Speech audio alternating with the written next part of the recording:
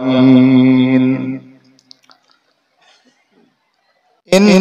الله وملائكته يصلون على النبي يا أيها الذين آمنوا صلوا عليه وسلموا تسليما اللهم صل على سيدنا مولانا محمد وعلى آل سيدنا مولانا محمد সাল্লাল্লাহু তাআলা আলাইহি ওয়াসাল্লাম। আজকের পবিত্র মঞ্চের যোগ্য বিজ্ঞ মনোনীত নির্বাচিত জনাব সভাপতি মহাশয়, উপস্থিত সমবেত মুআজ্জাজ মুকাররম উলামায়ে কিরাম, হুফাজে কিরাম, তলাবায়ে জাম, সম্মুখীন সমবেত গোলামান মুস্তাফা, পর্দা নসিন খাওয়াতিন, আসসালামু আলাইকুম। অতএব নবী পাক আকা মুস্তাফার দিওয়ানা জানে, ছন্দের মাধ্যম দিয়ে নবীর প্রশংসা আর নবীর প্রশংসা করলে পারে আল্লাহ তাআলা খুশি হন। নবী পাক আকা মুস্তাফার প্রশংসা করলে পারে আল্লাহ খুশি হয়ে যান। হে বিরাদার, অতএব এমন কোন মুসলমান আপনি পাবেন না যে নবীর প্রশংসা করতে পছন্দ করে না, বরং যে প্রকৃত মুসলমান সে নবীর প্রশংসা করতেও পছন্দ করে আর নবীর প্রশংসা শুনতেও পছন্দ করে। মুআজ্জাজ আর মুসলমান জানে নাতে পাক পড়া যদি শরীয়তের আলোকে আপনার এর ছানবিন ময়না তদন্ত করেন তাহলে আপনি পেয়ে যাবেন কি নাতে পাক পড়া হচ্ছে সাহাবীর সুন্নাত আর নাতে পাক শোনাও হচ্ছে সাহাবীর সুন্নাত। আর যে ব্যক্তি নাতে পাক পড়ে তাকে আপনার পুরস্কার দেওয়া এটা হচ্ছে স্বয়ং রাসূলে কায়নাতের সুন্নাত। এটা জানে আপনার সুন্নি মুসলমান। মুআজ্জাজ মুহতারাম, অত বড় মহব্বতে আপনার নাতে পাক ইনশাআল্লাহ পড়ব, বড় মহব্বতে আপনারা শুনুন। তবে লম্বা পড়ব না, দু তিনটা ছন্দ মাশাআল্লাহ শুধু অংশ গ্রহণের জন্য পড়ব, মূল বক্তব্য রাখবো এটাই নিয়ত রেখে যে বাবু একবার মহব্বতে দরুদে পাক আপনারা সবাই পড়ুন। আল্লাহুম্মা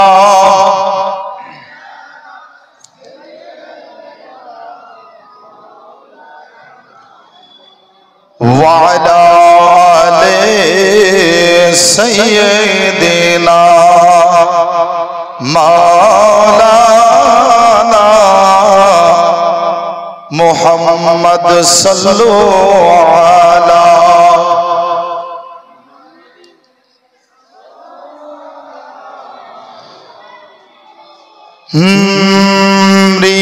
হৃদয়ের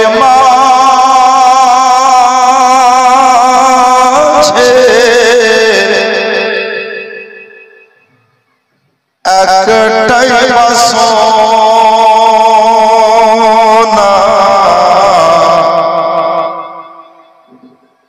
যাবো আমি সোনার মদিনা। হৃদয়ের মাঝে একটাই বাসনা যাবো আমি সোনার মদিনা। হৃদয়ের মাঝে একটাই বাসনা যাবো আমি সোনার মদিনা। যাবো আমি সোনার মদিনা।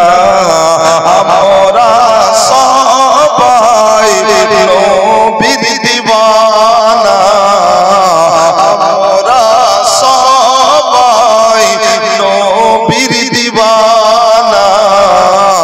যাবো মোরা সোনার মদিনা।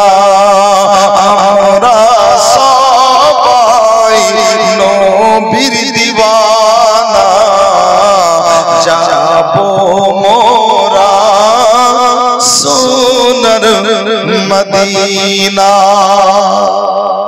যাদের অন্তরে মদিনা যাওয়ার আশা আকাঙ্ক্ষা আছে, বাসনা আছে, শুধু ওনারাই বলবেন সোনার মদিনা।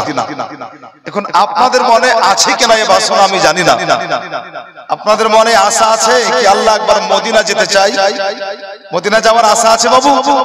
একটু কথা বলেন, বুঝতে পারছেন আমার বাংলা বলছি না হিন্দি? বুঝতে পারছেন কথা? একটু কমসে কম কথা বলেন বাবু। মানে ইকো এটা নাতেন না? আচ্ছা,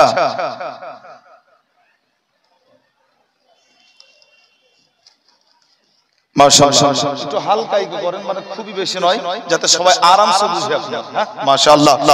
তো যদি মদিনা যাওয়ার বাসনা থাকে মুহাব্বতে বলুন আল্লাহুম্মা আমিন। আর একটু জোরে বলতে হবে আল্লাহুম্মা আমিন। আর একটু কষ্ট করে বলতে হবে সোনার মদিনা। বলা যাবে? সোনার মদিনা। আমরা সবাই নবীর দিওয়ানা, যাব মোরা সোনার, যাব মোরা সোনার মদিনা। কে আশা আছে স্বপ্ন মনে, নেই যে আমার সাফিনা, নেই যে আমার সাফিনা। আশা আছে স্বপ্ন মনে, নেই যে আমার সাফিনা, নেই যে আমার সাফিনা। থাকতো যদি দুইটি ডানা, থাকতো যদি দুইটি ডানা, উড়িয়া যেতাম সোনার মদিনা। আমরা সবাই নবীর দিওয়ানা, যাব মোরা সোনার। একটু বলেন না কষ্ট করে, আপনারা একটু বলেন না কমসে কম মাশাআল্লাহ। আজব বিষয়, একটু বাংলা মাশাআল্লাহ একটু কষ্ট করে ঠোঁট নড়িয়ে বলা যাবে না? সোনার মদিনা শুনবেন মাশাআল্লাহ, ইনশাআল্লাহ শুনবেন, কসম খোদার। ওয়াজই শুনবেন, আপনার কোনো গল্প নয়। আর ওয়াজ এমন শুনবেন মাশাআল্লাহ, ঈমানও তাজা হবে। আর ইনশাআল্লাহ টোটালটাই আলোচনা আপনার কোরআন এবং হাদিসের আলোকে হবে। একটু কমসে কম মাহফিল তো তৈরি করেন মাশাআল্লাহ, কমসে কম আপনার এই মাহফিলের সৌন্দর্য বৃদ্ধি করুন, পরিবেশটাকে আরো মাশাআল্লাহ সুন্দর করুন। একটু মহব্বতে পড়ুন না। আমরা সবাই নবীর দিওয়ানা, যাব মোরা সোনার মদিনা। কে মরণ দিও মদিনার মাটিতে, ইয়া ইলাহি রাব্বানা, ইয়া ইলাহি রাব্বানা। মুখেতে দরুদ আর সালামের নজরানা, মুখেতে দরুদ আর সালামের নজরানা। পৌঁছে দেব আমি সোনার মদিনা। আমরা সবাই নবীর দিওয়ানা, যাব মোরা সোনার মদিনা। যে আয়াত মুকদ্দাসা আজ আমি খুতবার পরে পড়েছিলাম, এ পবিত্র আল কোরআনের 26তম পারার আয়াতে কারিমা, সূরা আল ফাত, সূরা আল ফাতহের 8 নম্বর আয়াতে কারিমা আজ আমি খুতবার পরে পড়েছিলাম। আল্লাহ তাআলা ইরশাদ করেন, লিতুমিনু বিল্লাহি ওয়া রাসূলিহি ওয়া তুআজ্জিরুহু ওয়া তুওয়াক্কিরুহু। ऐ लोगो ईमान लाओ अल्लाह और उसके रसूल पर। আল্লাহ তাআলার আদেশ, আল্লাহ তাআলা ঘোষণা দিচ্ছেন মানুষ ঈমান নিয়ে এসো আল্লাহর উপরে এবং তার রাসূলের উপরে। একবার সবাই মহব্বতে বলুন আলহামদুলিল্লাহ। কেন পড়ালাম? আমরা সত্যি ভাগ্যবান, আমরা ঈমান নিয়ে এসেছি আল্লাহর উপরে এবং তার রাসূলের উপরে। আমরা আল্লাহকে এক জানি, আমাদের আল্লাহ একটাই। কি বলেন, একটা না দুটো? এক। এবং না দেখে আমরা এর উপরও ঈমান এনেছি কি আব্দুল্লাহর লাল মা আমিনার নয়নতারা জনাবে আব্দুল মুতাল্লিবের শ্রেষ্ঠ পোতা यानी मुहम्मद सल्लल्लाहु अलैहि वसल्लम उन्हें अल्लाहर रसूल।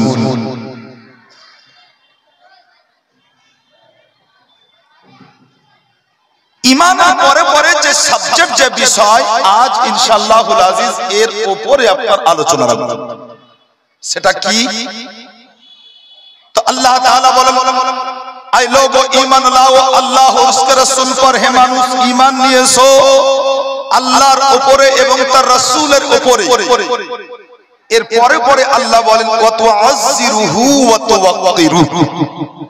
ঈমানের পরে পরে যে সাবজেক্ট, যে বিষয়ের উপরে আল্লাহ তাআলা কোরআনের এই আয়াতে কারিমাতে আলোচনা রেখেছেন, সেটা হচ্ছে এই कि তোমরা हर हालाते প্রতিটা মুহূর্তে যে কোনো অবস্থাতেই তুমি ঈমানদার, তোমার জন্য আমি আল্লাহ তাআলা জরুরি করে দিলাম, লাজিম করে দিলাম, অপরিহার্য করে দিলাম, সেটা এই कि আমার নবীর মান ও মর্যাদাকে বজায় রাখতে। মুআজ্জাজ, আজ ইনশাআল্লাহুল আজিজ এর উপরে আপনার কিছুক্ষণ আলোচনা রাখবো। ঈমানের পরে পরে আল্লাহ তাআলা এই আয়াতে কারিমায় বলেননি কি ঈমান এনেছো হে ঈমানদার, এবার যাই নামাজ বিছিয়ে দাও, মুসাল্লায় দাঁড়িয়ে যাও, আল্লাহু আকবার নামাজের নিয়ত করে নাও। তার মানে আপনার আমি মেসেজ এটা দিতে চাই না যে নামাজ পড়তে হবে না। কিন্তু আল্লাহ তাআলা ঈমানের পরে পরে এই আয়াত কারিমাতে যে বিষয়ে আপনার জোর দিয়েছেন, সেটা আপনার মুসাল্লার বিষয় নয়, yani নামাজের বিষয় নয়। আল্লাহ তাআলা বলতে আছেন, হে ঈমানদার, যখন তুমি ঈমান নিয়ে আসলে তোমার জন্য আমি আল্লাহ জরুরি করে দিলাম हर हालाते প্রতিটা মুহূর্তে যেখানেই থাকবে, যে অবস্থাতেই থাকবে, তুমি আমার রাসূলের মান ও মর্যাদাকে অক্ষুণ্ণ রাখবে, বজায় রাখবে। आज माशाल्लाह এর উপরে একটু খুলে আপনার আগে নিয়ে যাব আপনাদের। আমরা কেউ এই চোখ দিয়ে মুস্তাফাকে দেখি নাই, যারা দেখেছেন এই চোখ দিয়ে আর দেখার পরে ঈমান এনেছেন, ওনারা বড়ই ভাগ্যবান। কেন? ওনাদেরকে বলা হয় সাহাবী। আর সাহাবী এমন একটা জামাত, যে জামাতের উপরে আল্লাহ তাআলা নিজে রাজি। যারা বলবেন না সুবহানাল্লাহ, ওনারা বড়ই ভাগ্যবান। কিন্তু আমরা যদিও এই চোখ দিয়ে নবীকে দেখি নাই, এরপরেও নবীর উপরে ঈমান এনেছি, আমরা নবীর উম্মত উম্মতি। মুআজ্জাজ, যখন আল্লাহর কোরআনের আলোকে জানতে পারলাম এটাই ঈমানদারের জন্য আল্লাহ তাআলা অপরিহার্য জরুরি করে দিয়েছেন নবীর মান ও মর্যাদাকে বজায় রাখা, তো আমার জন্য জরুরি হয়ে গেল কি আপনার এই বিষয়ে একটু জেনে নেওয়া। আই আল্লাহ, তোমার নবীর মান ও মর্যাদা কত বুলন্দ বালা, মানে কত উঁচু করেছো তোমার নবীর মাকাম, আল্লাহ একটু জানবো। মুআজ্জাজ, আপনি কোরআন এবং হাদিসকে সামনে রেখে যখন এটা জানতে যাবেন, তো মুআজ্জাজ মুহতারাম, এটা আপনার কাছে পরিষ্কার হয়ে যাবে। জিম্মেদারি যখন আপনার আছে, ইনশাআল্লাহ আজ এটাকে একটু পরিষ্কার করার চেষ্টা করব। মুআজ্জাজ, যদি আমরা দেখিনি, কিন্তু যিনারা দেখেছেন উনারা সাহাবী। অসংখ্য সাহাবীর মধ্যে থেকে আপনার একজন সাহাবীকে বিরাদার সামনে নিয়ে এসে, মানে একজন সাহাবীর জীবনীকে বিরাদার সামনে নিয়ে এসে মাশাআল্লাহ একটু আপনার আলোকিত করব, একটু আপনার মাশাআল্লাহ আপনাদেরকে বিরাদার মাশাআল্লাহ একটু খুলে দেব। হে বিরাদার, নবী পাক আকা মুস্তাফার একজন সাহাবী নাম হচ্ছে হযরত হুযায়ফা বিন ইয়ামান। হযরত হুযায়ফা বিন ইয়ামান রাদিয়াল্লাহু তাআলা আনহু, হযরত হুযায়ফা রাদিয়াল্লাহু তাআলা আনহু একদিন আপনার নিজের মাকে বলতে আছেন, আম্মি জান আজ তুমি আমাকে অনুমতি দাও। হযরত হুযায়ফার মা বলতে আছেন, বলে বেটা আজকে কিসের অনুমতি তুমি চাইছো? হযরত হুযায়ফা রাদিয়াল্লাহু তাআলা আনহু উনি বলতে আছেন, বলে আম্মি জান আজ তোমার কাছে অনুমতি চাইছি এটাই যে আজ তুমি আমাকে অনুমতি দাও, আজ আমি রাসূলুল্লাহর পিছনে আজ আমি নামাজটা পড়ব মাগরিবের। হযরত হুযায়ফার মা বলতে আছেন, বলে বেটা তুমি তো প্রত্যেকদিন নবীর পিছনে নামাজ পড়ো, আজকে নতুন করে অনুমতি চাও কেন? আজকে নতুন করে আমার কাছে পারমিশন চাইছো কেন? হযরত হুযায়ফা বলতে আছেন, আম্মি জান আমার নবীর দরবারে গিয়ে আমি এটা শিক্ষা পেয়েছি, বলে মায়ের দরবারে গিয়ে আমি নবীর দরবারে গিয়ে শিক্ষা এটাও পেয়েছি, বলে যেই কোনো ভালো কাজে যাওয়ার আগে যদি মায়ের অনুমতি নেওয়া হয় আর যদি মা দোয়া করে দেয় তাহলে ওই কাজটা খুব সহজেই সম্পূর্ণ হয়ে যায়। বলে আম্মি জান আজকে একটা বড় সুন্দর নিয়াত করেছি, আজকে মনের মধ্যে নিয়াত করেছি তাই তোমার কাছে অনুমতি চাই। হুযায়ফার মা বলতে আছেন, বলে বেটা কি নিয়াত করেছো? হযরত হুযায়ফা বলতে আছেন, আম্মি জান আজকে নিয়াত করেছি এটাই যে আজকে মাগরিবের নামাজটা আকা মুস্তাফার পিছনে আদায় করব। আজ যখন নামাজ আদায় করে নেব, যখন নামাজটা হয়ে যাবে তো আজকে আকা মুস্তাফার দামান ধরে তোমার আর আমার জন্য জান্নাতের ছাড়পত্র করিয়ে নেব। মুআজ্জাজ খুব ভালো করে বুঝার, খুব মন দিয়ে আপনার বুঝুন। হুযায়ফা একজন সাহাবী, আর পৃথিবীতে যত বড় বড় আলিম মুফতি আছে মুআজ্জাজ সমস্ত মুফতি এবং আলিমে দ্বীনকে এক পাল্লাই করার পরে যদি নবীর একজন সাহাবীকে এক পাল্লাই করা হয় তো সমস্ত আলিম মুফতির পাল্লা কম পড়ে যাবে, আকা মুস্তাফার একজন সাহাবীর পাল্লা ভারী পড়ে যাবে। মুআজ্জাজ গোটা জগতে আলিমে দ্বীন মুফতিয়ানে ইসলাম যতটা হাদিস ও কোরআন বুঝেছে মুআজ্জাজ তার চাইতে হাজার গুণ বেশি নবীর সাহাবী আল্লাহ তাআলার এই আদেশ ও কানুনকে আপনার বুঝতে। মুআজ্জাজ তাহলে হযরত হুযায়ফা উনি কি জানতেন না? বলে আল্লাহ ছাড়া কারো কাছে চাওয়াটা এটা শরীয়তের আলোকে জায়েজ নয়। হুজুর এই জ্ঞানটা কি ছিল না সাহাবী? হ্যাঁ এই বিষয়ে ওনার জ্ঞান ছিল, কিন্তু উনি এটাও জানতেন কি আল্লাহ দেয় আর মুস্তাফা বন্টন করেন। আল্লাহ দেন, মুস্তাফা বন্টন করেন। অতএব সাহাবী জানতেন জান্নাত বানিয়েছেন আল্লাহ, কিন্তু মুস্তাফা চাইলে দিতে পারবেন। অতএব মুআজ্জাজ মুহতারাম হযরত হুযায়ফা মাকে বলছেন, মা আজ তুমি অনুমতি দাও, আজকে আমি মাগরিবের নামাজটা নবীর পিছনে আদায় করব, নবীর পিছনে আদায় করব। আল্লাহর নবীর সাহাবী হযরত হুযায়ফা রাদিয়াল্লাহু তাআলা আনহুর আম্মি জান বলতে আছেন, বলে বেটা যাও। হযরত হুযায়ফা রাদিয়াল্লাহু তাআলা আনহু মায়ের কাছে আপনার অনুমতি নেওয়ার পরে আস্তে আস্তে আপনার গুটি গুটি পায়ে বেরাদার বাড়ি থেকে বেরিয়ে আপনার মসজিদে নববী পর্যন্ত পৌঁছেছেন। মসজিদে নববী পর্যন্ত আপনার পৌঁছে যাওয়ার পরে হযরত বেলাল হাবশী রাদিয়াল্লাহু তাআলা আনহু আযান দিয়েছেন মাগরিবের নামাজের জন্য। হযরত হুযায়ফা রাদিয়াল্লাহু তাআলা আনহু অপেক্ষায় আছেন বেরাদার। জামাত আপনার আরম্ভ হয়ে গেল, আকা মুস্তাফা ইমামতির মুসাল্লায় দাঁড়িয়ে গেছেন মুসলমান। হযরত হুযায়ফা আমার নবীর পিছনে আল্লাহু আকবার বলে মুক্তাদি হয়ে আপনারা দাঁড়িয়ে গেলেন। মাগরিবের নামাজটা 3 রাকাত কমপ্লিট হলো, yani জামাতটা কমপ্লিট হয়ে গেল। হযরত হুযায়ফা চিন্তা করতে লাগলেন, মনুরে ফরজ নামাজটা পড়া হলো, এবারে আমি সুন্নাত আর নফলটা পড়ে নিব, আর সুন্নাত আর নফলটা পড়ে নেওয়ার পরে আমি আমার মনের বক্তব্য আমার নবীর কাছে আমি পেশ করে দেব।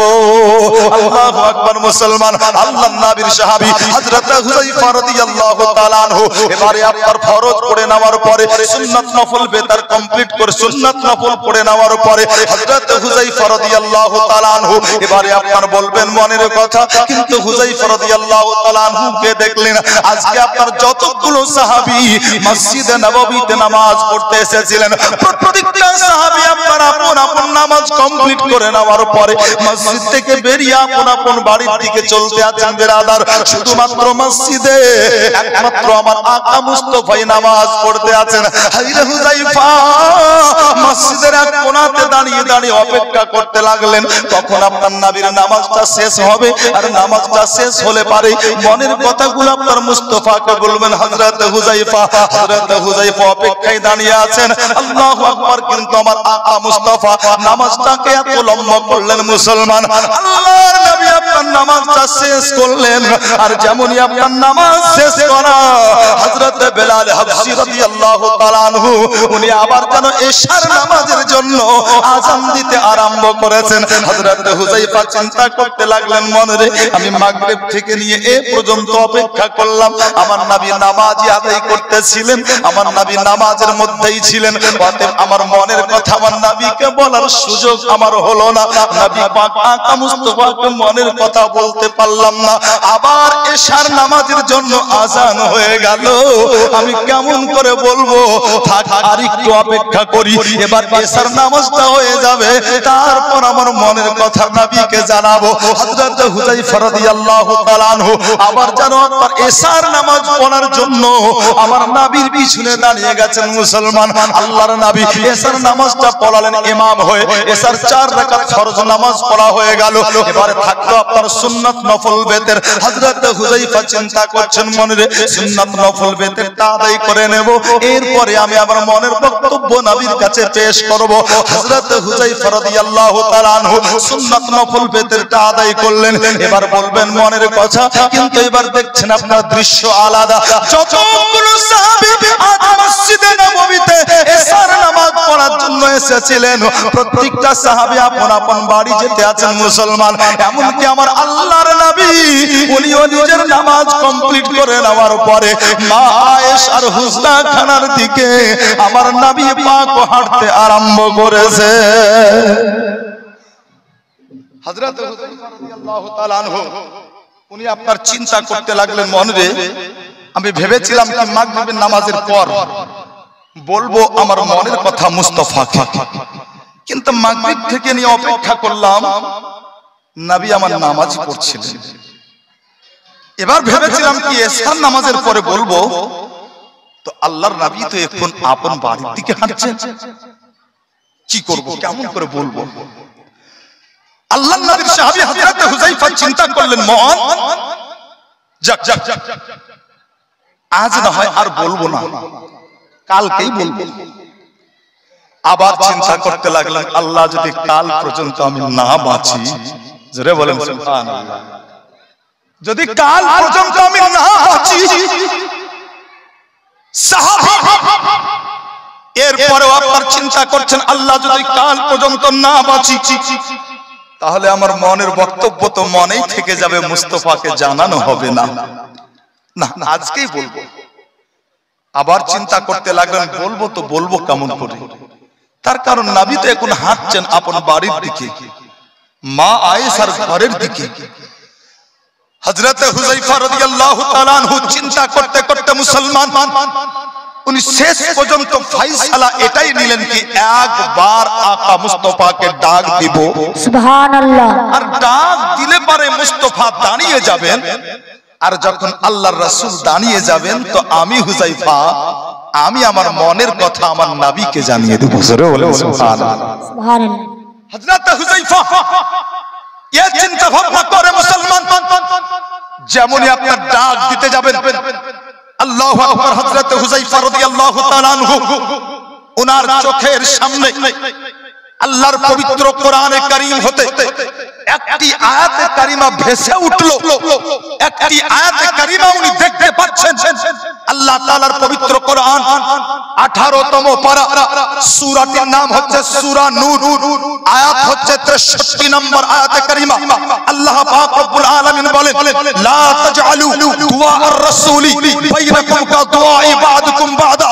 ऐ लोगो ऐसे मेरे नबी को ना बुलाओ जैसे तुम एक दूसरे को आपस में बुलाते हो আল্লাহ তাআলা বলতে আছেন যে মানুষ শোনো ওই রকম করে আমার নবীকে ডাকবে না যেমন করে তোমরা এক অপরকে ডাকো মানে কি বুঝা গেল বিরাদার আল্লাহ তাআলা আদেশ দিতে আছেন বলে হে দুনিয়ার ইমানদার শোনো ওই রকম করে আমার নবীকে ডাকবে না যেমন করে একজন মাস্টারকে ডাকো বলে এ মাস্টার সাহেব আল্লাহ বলতে আছেন না না যেমন করে একজন ডাক্তারকে ডাকো বলে এ ডাক্তার বাবু আল্লাহ পাক বলতে আছেন না না যেমন করে একজন প্রফেসরকে ডাকেন বলে প্রফেসর সাহেব আল্লাহ পাক বলতে আছেন না না বলে এই লোগো ऐसे मेरे नबी को ना बुलाओ दूसरे को आपस में बुलाते हो यानी अल्लाह पाक बोलते আছেন বলে শোনো মাস্টার চাইতে আফজাল ওয়া আলা আমার মুস্তাফাকে আমি আল্লাহ বানিয়েছি একজন প্রফেসর চাইতে আফজাল ওয়া আলা আমার নবীকে আল্লাহ আমি বানিয়েছি একজন মুফতি চাইতে আফজাল ওয়া আলা আমার মুস্তাফাকে আমি বানিয়েছি বলে শোনো কুল কায়নাতের মধ্যে যা দেখতে আছো সবচাইতে আফজাল ওয়া আলা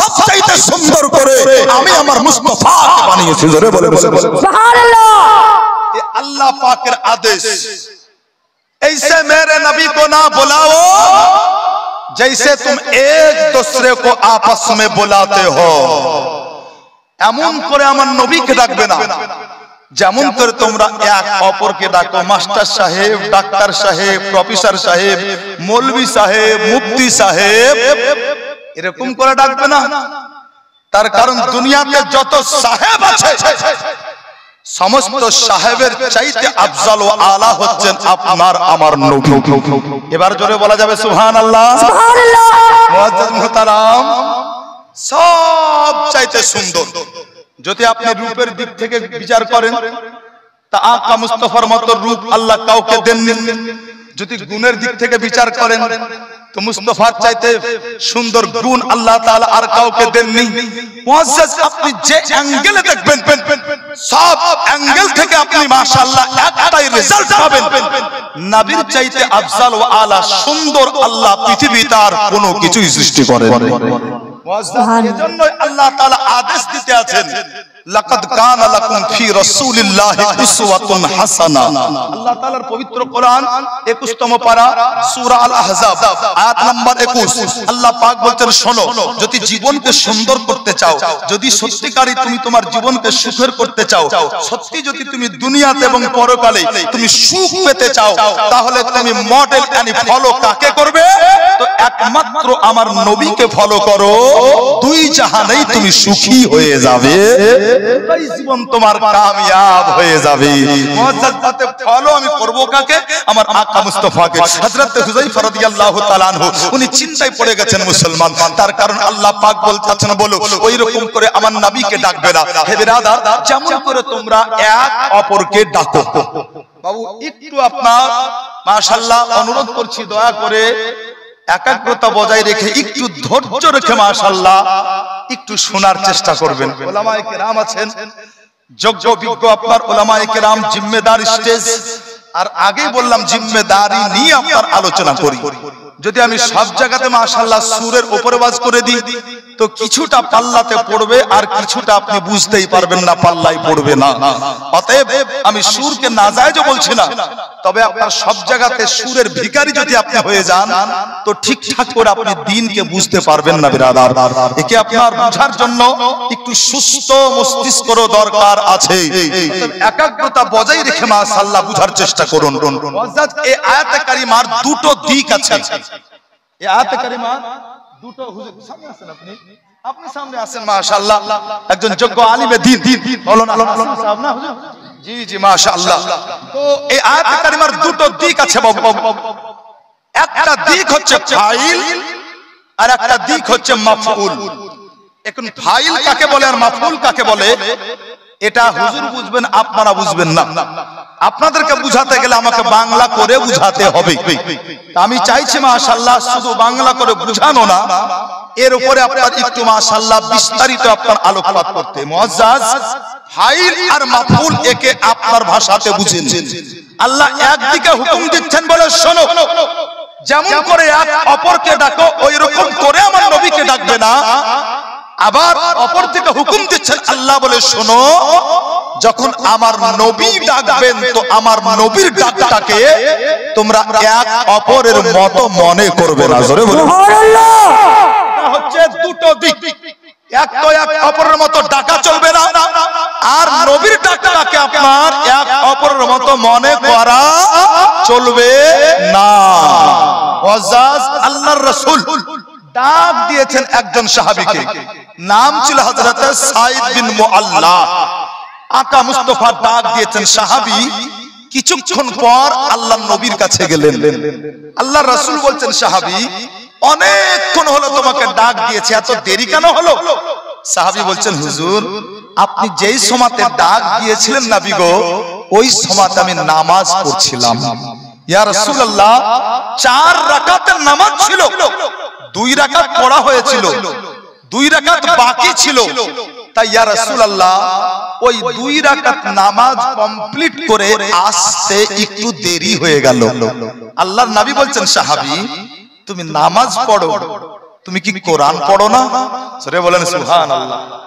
আল্লাহর নবী বলতে আছেন, বলে সাহাবী, হে আমার প্রিয় সাহাবী সাঈদ বিন মুআল্লা, তুমি নামাজ পড়ো কিন্তু তুমি কি কোরআন তেলাওয়াত করো না? হযরত সাঈদ বিন মুআল্লা চুপচাপ হয়ে গেছেন। বেরাদার, আল্লাহর নবী সাল্লাল্লাহু তাআলা আলাইহি ওয়াসাল্লাম বলতে আছেন, বলে সাহাবী তুমি নামাজ পড়ো, কোরআন কি পড়ো না? আল্লাহ পাকের কোরআনটা আপনি খুলে দেখুন। আল্লাহ পাকের পবিত্র কোরআন 9 নম্বর পারা, সূরাটির নাম হচ্ছে সূরা আনফাল, আয়াত হচ্ছে আপনার 24 নম্বর আয়াতে কারিমা। আমার আল্লাহ পাক বলতে আছেন, ইয়া আইয়ুহাল্লাযীনা আমানুস্তাজিবু লিল্লাহি ওয়ার রাসূলি ইযা দাআকুম লিমা ইউহয়িকুম। আমার আল্লাহ পাক বলতে আছেন, ঈমানদারগণ তোমরা শোনো, আল্লাহ এবং তার রাসূল যখন তোমাদের ডাক দেয়, ওই ডাক পাওয়ার পরে তোমরা দেরি করবে না, তৎক্ষণাৎ তোমরা হাজির হবে। তার কারণ ওই ডাকে তোমাদের জন্য জিন্দেগি রয়েছে। সুবহানাল্লাহ। এ আল্লাহর কোরআন।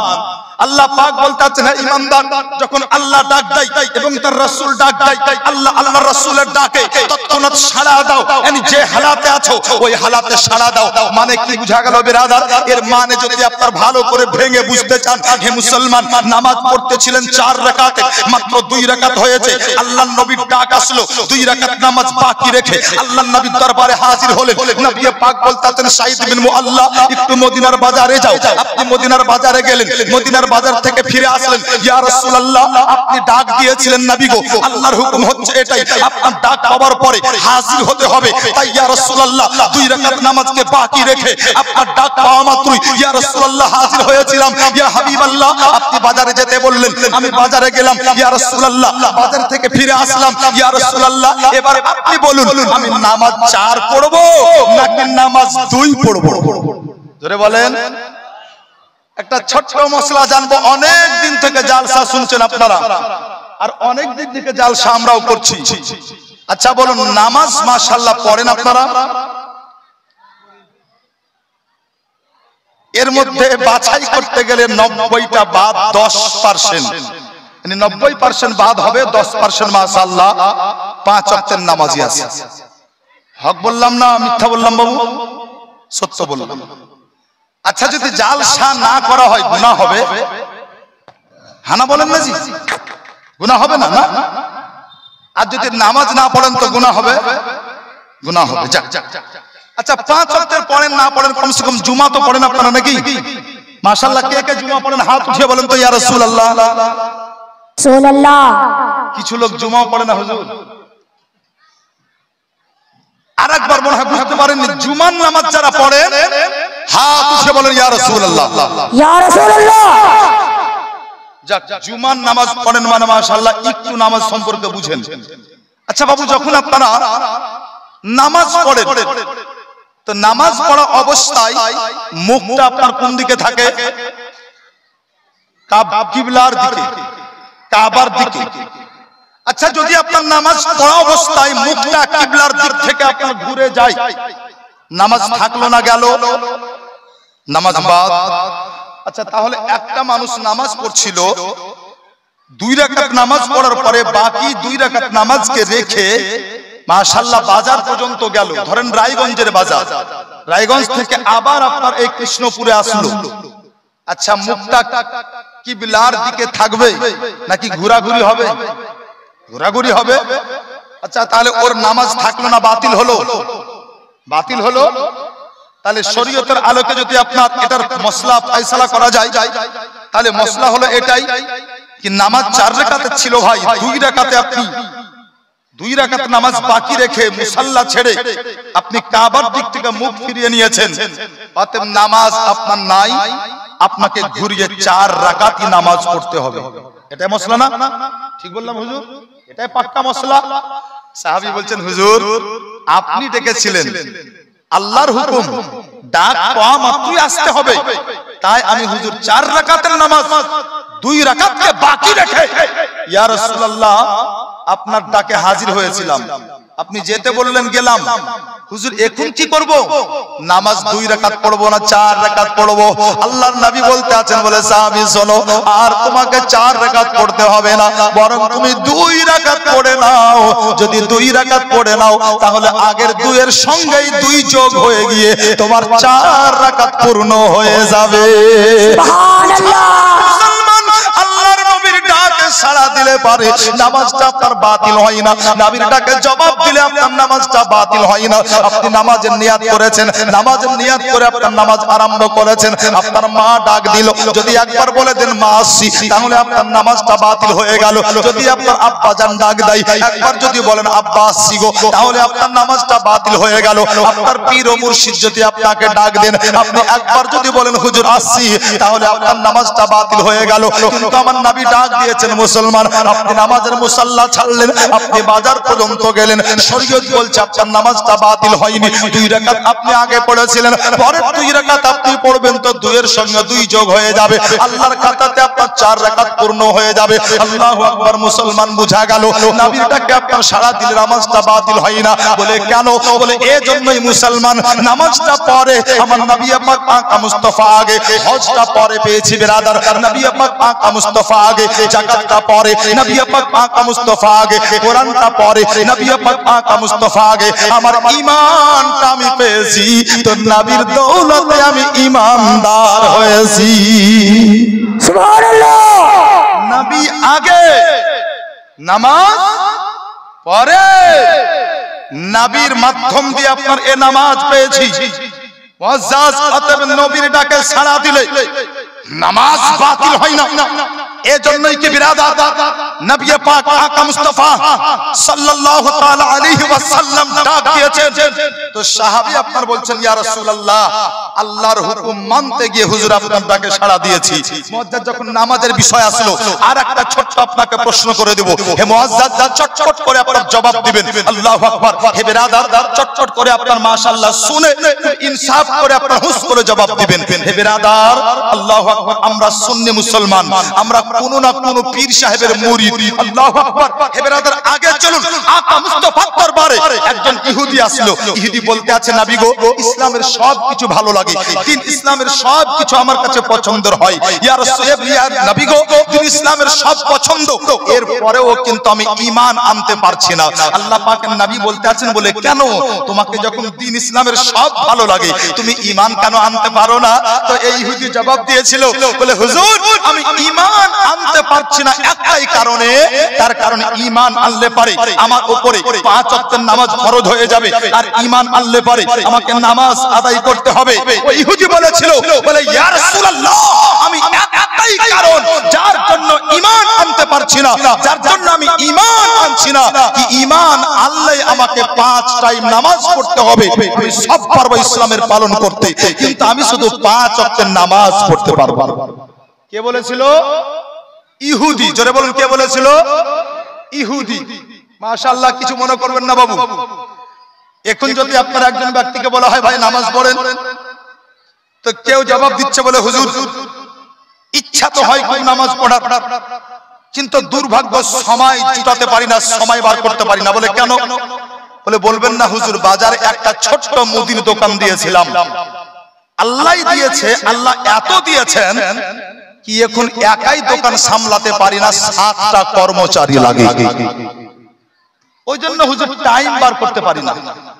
আচ্ছা বলেন তো ইনসাফ করে, যেই লোকটা বলছে কি আমাকে আল্লাহ দিয়েছেন, ছোট্ট দোকান ছিল এখন 7টা কর্মচারী লাগে, আচ্ছা ওই ব্যক্তির মুখে কি এই কথা মানায়? বলে হুজুর আল্লাহ দিয়েছে, ব্যবসা অনেক বড় হয়েছে যার জন্য সময় বার করতে পারি না। আচ্ছা, এই উত্তরটা কোন বুদ্ধিমান ব্যক্তি একটু হানা বলবেন, কোন কড়া কথা। মুআজ্জাজ, যদি আপনি মাপকাঠি থেকে মাপ করেন তাহলে কোনো বুদ্ধিমানের উত্তর নয়, এটা হচ্ছে নাদান ব্যক্তির উত্তর। তার কারণ বিরাদার, যে আল্লাহ আপনাকে এত কিছু দিল, যে আল্লাহ আপনাকে এত শান ও আসমাত দিয়েছেন, যে আল্লাহ তাআলা আপনাকে এত রিজিক দিয়েছেন, আপনি সবার জন্য সময় তো বার করতে পারেন, কিন্তু একমাত্র আল্লাহ তাআলার জন্য আপনি সময় বার করতে পারেন। এটা বুদ্ধিমানের উত্তর নয়। কোন নওজওয়ান ভাই নামাজ পড়েন, উত্তর দিচ্ছে বলে মুফতি সাহেব ইচ্ছা তো হয় যে এক ওয়াক্ত নামাজ কাজা করব না, কিন্তু বড় মুশকিল এজন্যই, তার কারণ সরকারি মুলাজিম, আমি সরকারি কর্মচারী, এই কাজের এত চাপ যার জন্য আমি নামাজ পড়তে পারি না। মুআজ্জাজ, এক একজনের এক এক ধরনের বাহানা। আল্লাহু আকবার বিরাদার, কিন্তু শুনুন, বাহানা কিছুই আপনার চলবে না, হিসাব তো আপনার নামাজের আপনাকে দিতেই হবে। আল্লাহু আকবার বিরাদার, আজ আপনাদেরকে একটা ছোট্ট ওয়াকিয়া শুনিয়ে যাব। অনেক মা আছেন, কান খুলে শুনুন। হে বাবুজি, আজকে আপনারা কান খুলে আপনারা শুনে নেন। বাগদাদের সরজমিন, যে বাগদাদের মাটিতে আল্লাহ পাকের অনেক ওলি আরাম করতে আছেন বিরাদার, যে বাগদাদের মাটিতে আল্লাহ পাকের অনেক আপনার আল্লাহ পাকের নবীর সাহাবী আরাম করতে আছেন বাগদাদের মাটিতে। আল্লাহু আকবার মুসলমান, এই বাগদাদের মাটিতে একদিনের আপনার ছোট্ট একটা ঘটনা আজ আপনাদের শুনিয়ে যাই। বাগদাদের মাটিতে বিরাদার একজন আপনার শেখ ছিল, যে অর্থের দিক থেকে আপনার বড় পোক্তা মানুষ ছিল, যে অর্থশালী মানুষ ছিল বিরাদার। গোটা বাগদাদকে আপনার সার্ভে করলে পারে 10টা ধনাঢ্য ব্যক্তির মধ্যে একজন ধনাঢ্য ব্যক্তি হচ্ছেন আপনার ও ব্যক্তি। এই শেখ একদিন কি করলো বিরাদার, এই শেখ একদিন বাজার করেছে। বাজার করে নেবার পরে বাজারে 3 মাথার মোড়ে শেখ সাহেব আপনার দাঁড়িয়ে আছে। কিসের জন্য দাঁড়িয়ে আছে? শেখ দাঁড়িয়ে আছে কি একটা কুলি পেলে আপনার মালগুলোকে নিয়ে যাবে। আল্লাহু আকবার মুসলমান, অনেকক্ষণ যখন আপনার শেখ সাহেব দাঁড়িয়ে অপেক্ষা করতে লাগলো, হে বিরাদার, হঠাৎ করে আপনার 13 বছরের একটা বাচ্চা শেখ সাহেবের কাছে আসলো। হঠাৎ করে আপনার শেখ সাহেবের কাছে এসে এই বাচ্চা বলতে আছে, বলে হুজুর, বলে চাচা, আপনি দেখছি অনেকক্ষণ দাঁড়িয়ে আছেন, বিষয়টা কি? শেখ বলেছিল, বলে বাবা, এখানে অনেকক্ষণ থেকে দাঁড়িয়ে আছি এর জন্য, তার কারণ বাড়িতে অনুষ্ঠান, অনেক বাজার করেছি, আর এই বাজারগুলো আমাকে নিয়ে যেতে হবে, যার জন্য আমি একটা কুলির অপেক্ষা করতে আছি। বিরাদার, এদিকে শেখ জবাব দিল, একটা কুলির অপেক্ষায় দাঁড়িয়ে আছি।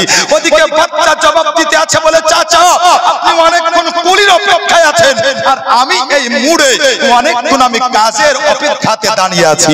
অতএব যদি আপনার কোনো আপত্তি না থাকে, তাহলে মালগুলো আমি আপনার বাড়িতে পৌঁছে দিব। যেমনই আপনার বলা, শেখ আপনার অবাক হয়ে 13 বছরের বাচ্চার দিকে তাকাতে লাগলো। বাচ্চা বলতে আছে, বলে চাচা, এরকম করে তাকিয়ে কোনো লাভ নাই, আসলে আশ্চর্য হওয়ার কিছু নাই, আমি প্রত্যেকদিন কুলিরই কাজ করি। শেখ যখন শুনলো, শেখ বলেছিল, বাবা, যখন তুমি কুলিরই কাজ করো, তাহলে এক কাজ করো, আমার মালগুলো বাড়ি পর্যন্ত পৌঁছে দাও, নিবে কত বলো? বাচ্চা আপনার বিরাদার মালগুলো দেখার পরে বলল, বিরাদার, যে এত টাকা নিব। শেখ বলল, তাই দেব। বাচ্চা বলেছিল, বলে চাচা, আর একটা ছোট্ট অনুরোধ আছে, যদি আপনি রাখতেন তো বড় খুশি হয়ে যেতাম। শেখ বলতে আছে, বলো কি হয়েছে? বাচ্চা বলেছিল, বলে চাচা, মালগুলো যদি 2 বারে আপনার বাড়ি পর্যন্ত নিয়ে যেতাম তাহলে খুব ভালো হতো, যদি একবারে নিয়ে যায় তাহলে আমার বড্ড কষ্ট হবে। আল্লাহু আকবার। শেখ বলেছিল, বলে বেটা শোনো, যদি পারো তো একবারে নিয়ে চলো, আর যদি না পারো তাহলে অন্য কুলি দেখবো। যেমনই বলা, বাচ্চা বলেছিল, চাচা, এরকম জুলুম করবেন না, এর জন্যই কি যদি কাজ না পাই তাহলে আজকে ইনকাম হবে না, আর যদি ইনকাম করতে না পারি তাহলে আজকে আমি মাকে খাওয়াতে পারবো না। আল্লাহু আকবার বিরাদার। বাচ্চা বলেছিল, চাচা, কষ্ট যতই হোক আর মালগুলো আমি বাড়ি পর্যন্ত পৌঁছে দিব। আল্লাহু আকবার মুসলমান, হে বিরাদার, 13 বছরের বাচ্চা, মালগুলো আপনার মাথাতে চাপিয়ে দেওয়া হয়েছে। 13 বছরের বাচ্চা মুসলমান, মালগুলো আপনি আপনার চলতে আছে। শেখ বারবার বলতে আছে, তাড়াতাড়ি করে চলো। বাচ্চা বলতে আছে, বলে চাচা, আমি তো সাধ্যমতো চেষ্টা করছি জোরে হাঁটার, এই তো আমি যাচ্ছি। আল্লাহু আকবার। হঠাৎ করে মুসলমান একটা মহল্লায় যখন এই বাচ্চা পৌঁছেছে, এই মহল্লার বিরাদার একবারে মিডিল অবস্থায় এই বাচ্চা আপনার চিৎকার দিয়ে শেখকে বলতে আছে, বলে চাচা, তাড়াতাড়ি করে আমার মাথার বোঝটা নামিয়ে দিন। শেখ আপনার মাথার বোঝা নামালো। শেখ বলতে আছে, কি ব্যাপার, এত তাড়াতাড়ি নামাতে বললে আর পারবে না, কষ্ট হচ্ছে। বাচ্চা বলেছিল চাচা কষ্ট তো হচ্ছে কিন্তু আর নিয়ে যাব না। এ বললে আমি নামালাম না। বলে তাহলে কেন নামাতে বললে? এ বাচ্চা বলেছিল বলে চাচা আমি নামাতে এজন্যই বললাম তার কারণ যে মহল্লাটা পার করছি এটা হচ্ছে একটা মুসলিম মহল্লা। জানি না আপনার কানে আওয়াজ গিয়েছে কিনা, কিন্তু আমার কানে একটা আওয়াজ গিয়েছে। এ মুসলিম মহল্লার মসজিদে আল্লাহু আকবার মুয়াজ্জিন সে দাঁড়িয়ে আযান দিতে আছে, হাইয়া আলাস সালাহ হাইয়া আলাল ফালাহ। অতএব চাচা আমি বসটা এজন্যই নামাতে বললাম, আপনি একটু দাঁড়িয়ে যান, আমি শুধু নামাজটা আদায় করে নিই। তো নামাজটা আদায় করে নেওয়ার পরে আবার মালগুলো নিয়ে যাব। সেট টাকার একটা অহংকার, যদিও মুসলমান কিন্তু নামাজের আপনার কোনো ধার ধারতো না। সেট বড় অহংকার নিয়ে বলেছিল বাবু তুমি নামাজ পড়বে আর এতক্ষণ এখানে আমাকে দাঁড়িয়ে থাকতে হবে, এটা সম্ভব? সেট বলতে লাগলো বেটা আগে মাল পৌঁছে দাও তারপর তুমি নামাজ পড়বে। বাচ্চা বারবার বলতে লাগলো বলে চাচা গো মাত্র হয়তো 10 থেকে 15 মিনিট লাগবে জোহরের নামাজটা পড়তে, মাত্র 10-15 মিনিট আপনি সময় দিয়ে দিন, আমি জোহরের নামাজটা আদায় করে আবার মালগুলো নিয়ে আপনার বাড়িতে পৌঁছে দেব। সেট বলতে লাগলো আগে মাল পৌঁছে দাও, আগে আমার মালগুলো পৌঁছে দেওয়ার পরে তুমি নামাজ পড়বে। বাচ্চা বুঝে নিয়েছে সেট কোনো মতে আপনার শুনবে না। বাচ্চা এবারে একটা কথা বলে দিল, সেটকে বলতে আছে বলে চাচা আজ যদি আপনি জোহরের নামাজটা আমাকে পড়ার সুযোগ দিন তাহলে আজকে আপনার জন্য একটা আমার পক্ষ থেকে অফার আছে। আর অফার হলো এটাই, 3 পয়সার বিনিময়ে আপনার মালগুলোকে আপনার বাড়ি পর্যন্ত পৌঁছে দেব। আপনি যদি আমাকে নামাজটা আদায় করতে দিন আমি আমার আল্লাহর কসম করে বলি আপনাকে 3 পয়সার গুনতে হবে না, আমি মাত্র 2 পয়সার বিনিময়ে আপনার মালগুলোকে আপনার বাড়িতে পৌঁছে দেব। অর্থাৎ আমার পক্ষ হতে নামাজ পড়তে দেওয়ার কারণে 1 পয়সা আমি ছাড় দিয়ে দিলাম। সেট বড় অবাক হয়ে গেল, বয়স মাত্র 13 আর এত বড় কথা, নামাজ পড়তে দিলে 1 পয়সা মাফ। সেট বলতে আছে যা বেটা যা নামাজ আদায় করে নে। হে বেরাদার এ বাচ্চা আপনার নামাজ আদায় করার জন্য মসজিদে গেল আর এ বাচ্চা নামাজ আদায় করার জন্য মসজিদে গিয়ে নামাজ আদায় করে চটচট ঘুরে এসেছে। সেট দেখে বলছে আছে বেটা নামাজ হয়ে গেল? বলে বলে কোন মুসল্লি তো এখন মসজিদ থেকে বার হয়নি, তার কারণ জোহরের নামাজ টোটাল 12 রাকাত। ঠিক বললাম না ভুল বললাম? এখন তো আপনার কিছু ব্যক্তির কাছে 4 রাকাত, এখন কিছু মানুষের কাছে 4 রাকাত, কিন্তু আমরা সুন্নি আমাদের কাছে কয় রাকাত? জোরে বলতে হবে কত? 12। কয় মিনিট লাগে? খুব বেশি হলে আপনার 15 থেকে 20 মিনিট, তাই তো বাবা? 20 মিনিট। আচ্ছা এমনও নামাজি দেখেছেন 1 রাকাতেই 20 মিনিট লাগে? এরকম নামাজি দেখেছেন? মাশাআল্লাহ চট করে বুঝিয়ে দিই। মানুষ আপনার সওদা করতে করতে এর ফিতরাত এর খাসলত এত খারাপ হয়েছে, এই সওদা করতে করতে বিরাদার ফাঁকি দিতে দিতে আল্লাহকে ফাঁকি দিতে চায়। একজন ব্যক্তি জীবনে আপনার কোনদিন ফার্স্ট ক্লাস কামরাতে চাপেন, টাকাও নাই সেরকম গরিব মানুষ, মনও মানে না। একদিন ও আপনার খুব জিদ করে মনে মনে নিয়ত করেছে যা হয় হবে, আজকে কিন্তু আমি এসি কামরাতেই চাপব। চেপে গিয়েছে ট্রেনে এসি কামরা, আর উঠবিতে ট্রেন ছাড়ার পরে আপনার ওই কামরাতে টিটি মহাশয়, টিটির যা কাজ টিকিট চেক করা, টিকিট চেক করতে আসে। এর তো ভিতরে 17-15 টিকিট তো কাটিনি, বিনা টিকিটে উঠেছে। আর এই এসির টিকিটের ভাড়ার তো আমার পকেটে নাই। এখন যদি আমাকে ধরে তো না পারবো ফাইন ভরতে, না ছাড় আছে, জেল তো আমার নির্ঘাত, বাঁচি কেমন করে? তো কি করলো বাবু? এ আপনার বাঁচবে কেমন করে? পন্থা বার করলো। দেখবেন চেনে কামরাতে 2 বাথরুমের মিডিলে একটা ফাঁকা জায়গা থাকে, তো ফাঁকা জায়গাতে মাশাআল্লাহ গামছা বিছিয়ে দিয়ে আল্লাহু আকবার। अब টিটি বাবু আপনার কামরাতে যত লোক ছিল সবার কাছে আপনার টিকিট চাওয়া কমপ্লিট, ওনার টিকিট চেক কমপ্লিট, শুধু বাকি নামাজিটাই আছে, অপেক্ষা করছেন নামাজ শেষ হলে আপনার টিকিট চাইবে। কিন্তু নামাজ বড় লম্বা, কিরাত বড় লম্বা, মাশাআল্লাহ 15 মিনিট এক রাকাতে আবার উঠে আপনার কিরাত শুরু। তো টিটি ছিল গায়ের মুসলিম মানে হিন্দু ভাই, ও দাঁড়িয়ে দাঁড়িয়ে বিরক্ত হয়ে গেছে। একজন বয়স্ক চাচা দাড়িওয়ালাকে বলছে, চাচা ই তো নামাজি পড়ছে বলে। হ্যাঁ, তো বলে কতক্ষণ লাগবে? তো চাচা বলছে, বাবু এখন তো জোহরের নামাজ পড়ছে 12 রাকাত, একটু টাইম লাগে। তো টিটি যেহেতু গায়ের মুসলিম আপনার রাকাত তো বুঝে না, তো বলছে চাচা রাকাত মানে? চাচাও খুব রগড়া ছিল আপনার। তো চাচা বলছে, টিটি বাবু চিন্তা করিয়েন না, রাকাত কাকে বলে 1 মিনিট আপনাকে বুঝিয়ে দিচ্ছি। বলে ওটাই তো বুঝতে চাই। তো চাচা খুব রগড় করে বলছে, টিটি বাবু রাকাত কেমন করে হয় বুঝেন? বলে ওটাই বুঝবো। চাচা বলছে, টিটি বাবু একবার ঝুঁকবে, দুবার ঠুকবে তো 1 রাকাত হবে। মানে একটা রাকাতে একবার রুকু, 2টা সাজদা, তারপরে 1 রাকাত। টিটি যদিও গায়ের মুসলিম বুঝে নিয়েছে যে একে রাকাত বলে, যতক্ষণ দাঁড়িয়ে আছি এমাত্র তো একবার ঝুঁকেছে, 2বার ঝুঁকেছে, মানে 15 মিনিটে 1 রাকাত হয়েছে। এখন 12 রাকাত। টিটি যোগ বিয়োগ করে আপনার বুঝে নিয়েছে এর 12 রাকাত করতে কত মিনিট লাগবে। টিটি বাবু মনে মনে বলছে, বেটা তুই থাক, নামাজ তুই রাকাত পূর্ণ কর, তোকে আর এখানে নয় বরং তোকে রামপুর হাটে গিয়ে ধরবো। এই বলে টিটি যেমন আপনার কামরা পাল্টেছে, নামাজ আপনার কমপ্লিট। আসসালামু আলাইকুম, আসসালামু আলাইকুম, আল্লাহু আকবার। সাক্ষী গেল বেরাদার, নামাজ তো ছিল কিন্তু বেরাদার আল্লাহকে রাজি করার জন্য ছিল না। নামাজ তো ছিল কিন্তু লিল্লাহিয়াত ছিল না। নামাজ তো ছিল খুশুসিয়াত ছিল না। নামাজ তো ছিল খুশু ছিল না। নামাজ ছিল তার দুনিয়া থেকে বাঁচার জন্য। আল্লাহু আকবার বেরাদার, এই নামাজ তো আপনাকে পার করবে না।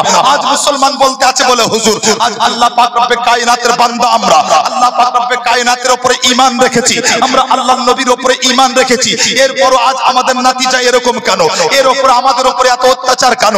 আল্লাহু আকবার। আজ মুসলমান মেসেজ এটাই দিতে চায়, বলে পাক্কা সচ্চা আপনি মুমিন হয়ে যান। আপনার দায়িত্ব হচ্ছে পাক্কা মুমিন হয়ে যাওয়া, আর আপনার হেফাজতের দায়িত্ব আপনার আল্লাহ গ্রহণ করেছে। আপনি মুমিন হন, দায়িত্ব আপনার নয়। মাল আল্লাহ হেফাজত করবেন, আপনার জান আল্লাহ হেফাজত করবেন, আপনার বিবি বাচ্চা আল্লাহ হেফাজত করবেন, দুনিয়া সুন্দর আল্লাহ করবেন, কবর সুন্দর আল্লাহ করবেন, আখিরাত সুন্দর আল্লাহর দয়া হবে, আর আখিরাতে আল্লাহর দয়াতে আপনাকে জাহান্নাম থেকে মুক্তি দিয়ে জান্নাতি বলে ঘোষণা করা হবে। শর্ত একটা, আপনাকে মুমিন হতে হবে। কি হতে হবে? যারা বলেন কি হবে? মুমিন। আর পৃথিবীতে আজ পর্যন্ত আপনার কোন মুফতি মুহাদ্দিস জন্ম নেয়নি কে আপনাকে এ ফতোয়া ঠুকে দিতে পারে বলে নামাজ ছাড়া কেউ কামিল মুমিন হবে। আল্লাহর কসম, নামাজ ছাড়া কেউ মুমিন হতে পারে? যারা বলেন পারে? পারে না। নামাজ ছাড়া আপনার মুমিন হবে না। মুসলমান নামাজ ছাড়া আপনার ঈমানের স্বাদ আপনি ঠিকঠাক পাবেন না। আল্লাহু আকবার। তাই তো বেরাদার 13 বছরের বাচ্চা বলতে আছে, বলে চাচা যদি আপনি নামাজ পড়তে দিন তাহলে 2 পয়সার 3 পয়সার ভিতরে 1 পয়সা মাল, 2 পয়সাতে মাল আপনার বাড়িতে পৌঁছে যাবে। সে চিন্তা করতে লাগলো মন রে, যদিও 13 বছরের বাচ্চা, যদিও গরিব বাচ্চা, যদিও কুলিগিরি করে, কিন্তু এরপর আল্লাহু আকবার নামাজের সাথে এত মহব্বত, মানে আল্লাহর সাথে এত মোহব্বত। শেঠ বাধ্য হয়ে বলেছিল বেটা যাও, তোমার পয়সা কাটা হবে না, যাও তুমি নামাজ পড়ে আসো। বাচ্চা নামাজ পড়ে চলে এসেছে বেরাদার, বলতে আছে শেঠ বলে বেটা নামাজ হয়ে গেল?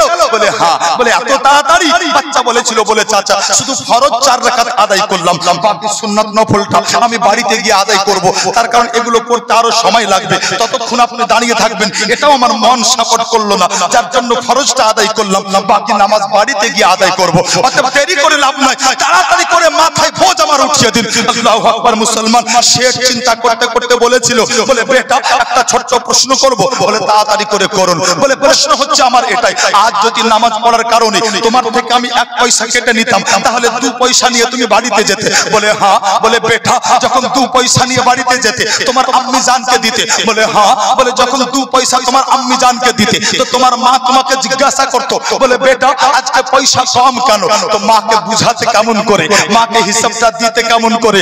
আল্লাহু আকবার। শোনো মুসলমান, 13 বছরের বাচ্চা জবাব দিয়েছিল বলে ও চাচা শুনুন, আল্লাহর ইজ্জতের কসম করে বলি সারা দিন মজদুরি করি, আজ নতুন নয় বরং বিগত কয়েক বছর ধরে আমি কুলির কাজ করি, কিন্তু আল্লাহর ইজ্জতের কসম সারা দিন কুলির কাজ করার পরে যখন বাড়িতে যাই আর বাড়িতে যাওয়ার পরে যখন আম্মি জানের সামনে দাঁড়াই, আম্মি জান আমাকে দেখার পরে আজ পর্যন্ত আমাকে আম্মি জান বলেননি বলে বেটা কয় টাকার কাজ হয়েছে, টাকাগুলো আমাকে দাও। বলে তাহলে তোমার মা কি বলে?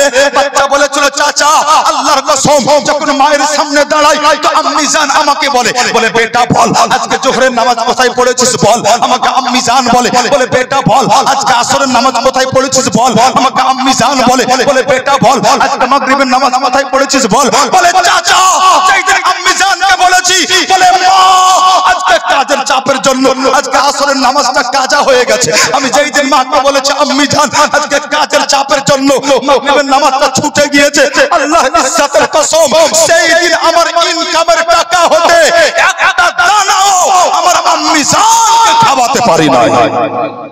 জোরে বলবেন না? এ 13 বছরের বাচ্চা জবাব দিয়েছিল চাচা যেই দিন মাকে বলেছি কাজের চাপের জন্য নামাজ কাজা, সেই দিন মা আমাকে বলেছে বেটা তোর টাকা তোর কাছেই রাখ, এর থেকে আমি একটা দানাও খাবো না। জোরে বলেন। অনেক মা বসে আছে, যদি গোটা এলাকা সার্ভে করেন কসম খোদা বর্তমানে একটা মা বের করা মুশকিল হয়ে যাবে যে মা ছেলেকে সামনে দাঁড় করিয়ে নামাজের হিসাব নেবে। আরে মা হিসাব নেবে কোন মুখে? তার কারণ সব প্রায় আপনার অধিকাংশ 100 হয়তো 1টা 2টা 5টা বা 95টা বেনামাজি বসে আছে। জলসা কার জন্য? নসিহত কার জন্য? আল্লাহু আকবার। হাজার হাজার টাকা দিয়ে মৌলবি কেন? শুধু ঢং করার জন্য? আল্লাহু আকবার। কানে হাত দিয়ে আপনার হাতে মারে আলী রে আবু বকর রে সুর শোনার জন্য না, জালসা তো করা হয় এজন্যই আলিম আসবে নসিহত করবে আর মুসলমান ও নসিহত কবুল করে ওই নসিহতের উপরে আপন জিন্দেগিকে গড়বে। জালসা তো এজন্য করা হয়, কিন্তু বড় আফসোস ব্রাদার জালসা তো অহরহ হচ্ছে গোটা পশ্চিমবঙ্গে, কিন্তু বড় ভাবি কি আপনার এই জালসার নসিহত কটা মানুষ কবুল করছে এর কোনো হিসাব নাই। ব্রাদার আল্লাহু আকবার। আল্লাহর কসম করে বলি আপনি আল্লাহর হয়ে যান, গোটা জগৎ আপনার গোলাম হয়ে যাবে।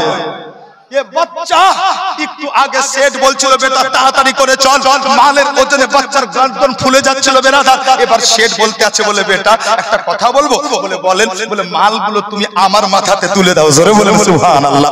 বাচ্চা বলতে আছে চাচা এরকম করবেন না, আপনি দয়া করে মালগুলো আমাকে দিন, বাড়ি পর্যন্ত পৌঁছে দিই। সেট বলেছিল বেটা চিন্তা করো না, চিন্তার কোনো কারণ নাই, আমার মাল আমি নিয়ে যাব, তুমি আমার সাথে এসো, বাড়ি পর্যন্ত চলো। বাজার করতে করতে আমার পকেটে যা পয়সা ছিল সব শেষ হয়ে গেছে, অতএব পকেটে পয়সা নাই, বাড়ি পর্যন্ত চলো, আমার মালগুলো এখান থেকে আমি নিয়ে যাব, কিন্তু তোমার সঙ্গে যে 3 পয়সার কন্ট্রাক্ট হয়েছে বাড়ি পর্যন্ত চলো, আমি তোমাকে 3 পয়সাই বুঝিয়ে দেব। ছেলে বলতে পারছেন না মানে 13 বছরের বাচ্চা জবাব দিয়েছিল চাচা পরিশ্রম না করে পারিশ্রমিক নেওয়া এটাও শরীয়তে জায়েজ নয়। জোরে বলেন। আন্দাজ করুন বয়স 13, সব বিচার চিন্তা ভাবনা কত দূরে, বয়স 13 শরীয়তের উপরে আমল কত মজবুত। বলতে আছে চাচা আপনি সস্তা মুসলমান মনে করেছেন? আরে পরিশ্রম না করে পারিশ্রমিক নেওয়া জায়েজ নয়। সেট অবাক, বেটা একটা প্রশ্ন করব আর একটা করুন। বলে তুমি বাগদাদের কোন মাদ্রাসায় পড়ো? বাগদাদের কোন স্কুলে পড়ো? বাচ্চা কেঁদে কেঁদে বলেছিল চাচা বাচ্চা কালে আব্বা হারিয়েছে, আব্বাকে ঠিকঠাক মনে পড়ে না, আব্বার চেহারা কেমন ছিল, মা বড় গরিব, অতএব ঠিকঠাক খাবার জুটে না, দিন খাটি তারপর খাবার জুটে। কসম খোদার বাগদাদের কোন মাদ্রাসায় আমি লেখাপড়া করি না, বাগদাদের কোন স্কুলে পড়ি না। সে বলছে বেটা বাগদাদের কোন মাদ্রাসায় পড়ো না, স্কুলে পড়ো না, তাহলে শরীয়তের এত জ্ঞান, শরীয়তের এত আলো তোমার ভিতরে কেমন করে আসলো? বাচ্চা জবাব দিয়েছিল বলে চাচা শুনুন আল্লাহর কসম করে বলি, যখন সারা দিন কাজ করি, সারা দিন মজদুরি করার পরে যখন বাড়িতে যাই, আর বাড়িতে যাওয়ার পরে আম্মি জানের সাথে এশার নামাজটা আদায় হয়, আর যখন এশার নামাজ আদায় হয়ে যায়, এশার নামাজের পরে আমার পাড়ার ছোট ছোট বাচ্চারা তো ঘুমিয়ে যায়, কিন্তু কসম খোদা প্রত্যেকটা দিন এশার নামাজের পরে আমার আম্মি জানের কাছে শরীয়তের ক্লাস আমার আরাম সুবহানাল্লাহ। আরেকটু জোরে বলেন সুবহানাল্লাহ। আমার বাচ্চা মাদ্রাসায় এসে দিন ইসলাম শিখে, তো বিগত দিনে তারিখ উঠান ও বাগদাদের মা নিজের বাচ্চাকে নিয়ে দিন ইসলামের তালিম দিতে আছে, দিন ইসলামের মাসলা মাসাইল শিখাতে আছে। ও মা কি ছিল বিরাদার? ও মায়ের লাল বড় হওয়ার পরে মায়ের অসম্মান করবে না? না, মায়ের অসম্মান করবে না। ও মায়ের লাল বড় হওয়ার পরে আব্বার কবর জিয়ারত করবে? আব্বার কবর জিয়ারত করবে। ও মায়ের লাল বড় হওয়ার পরে শরীয়ত মোতাবেক জীবন চালাবে? বলে হ্যাঁ হ্যাঁ। এজন্য কি বাচ্চা কাল থেকে আল্লাহর ভয় তার অন্তরে দেওয়া হয়েছে, আর যার ভয়ে যার অন্তরে আল্লাহ তাআলার ভয় থাকে কসম খোদার ও শরীয়তকে লঙ্ঘন করে চলতে পারে না, বরং আল্লাহর ভয় তাকে বাধ্য করবে শরীয়তকে মেনে জীবন যাপন করা। আজ আপনি বলতে আছেন আল্লাহর ভয় আছে, না এটা মিথ্যা দাবি আপনার। যদি আল্লাহর ভয় থাকতো তাহলে আপনি গুনাহ করতেন না। আল্লাহু আকবার। মুসলমান একজন ব্যক্তি মদ খেতে গিয়েছে, মুসলমান, আর মদ পান করতে গিয়ে মদের গ্লাসটা আপনার নিয়ে যাবেন, আপনার পান করতে যাবে, ও ব্যক্তির অন্তরে আসলো বলে আল্লাহ গো আমি মদ পান করব, দুনিয়ার কেউ দেখবে না, হয়তো কেউ জানতে পারবে না, আমি মদ পান করে গিয়ে সোজা বিছানায় শুয়ে যাব, কেউ জানতে পারবে না, কিন্তু তোমাকে ফাঁকি দিতে পারবো না, কেউ দেখবে না, কিন্তু আল্লাহ তুমি দেখতে আসো। আই রব্বে কায়নাত, আমি কারো পরোয়া করি না, আল্লাহ তোমার ভয়ে আমি মদের গ্লাসটা ছুঁড়ে দিলাম।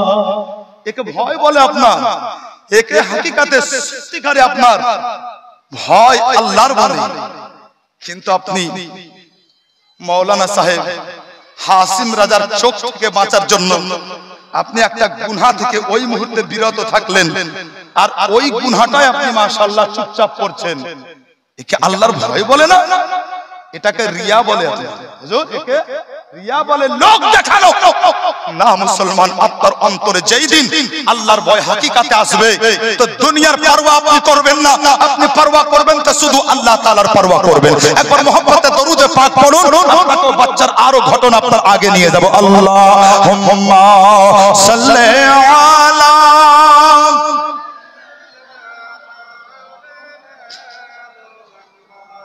وعلى آل سيدنا مولانا محمد صلوا على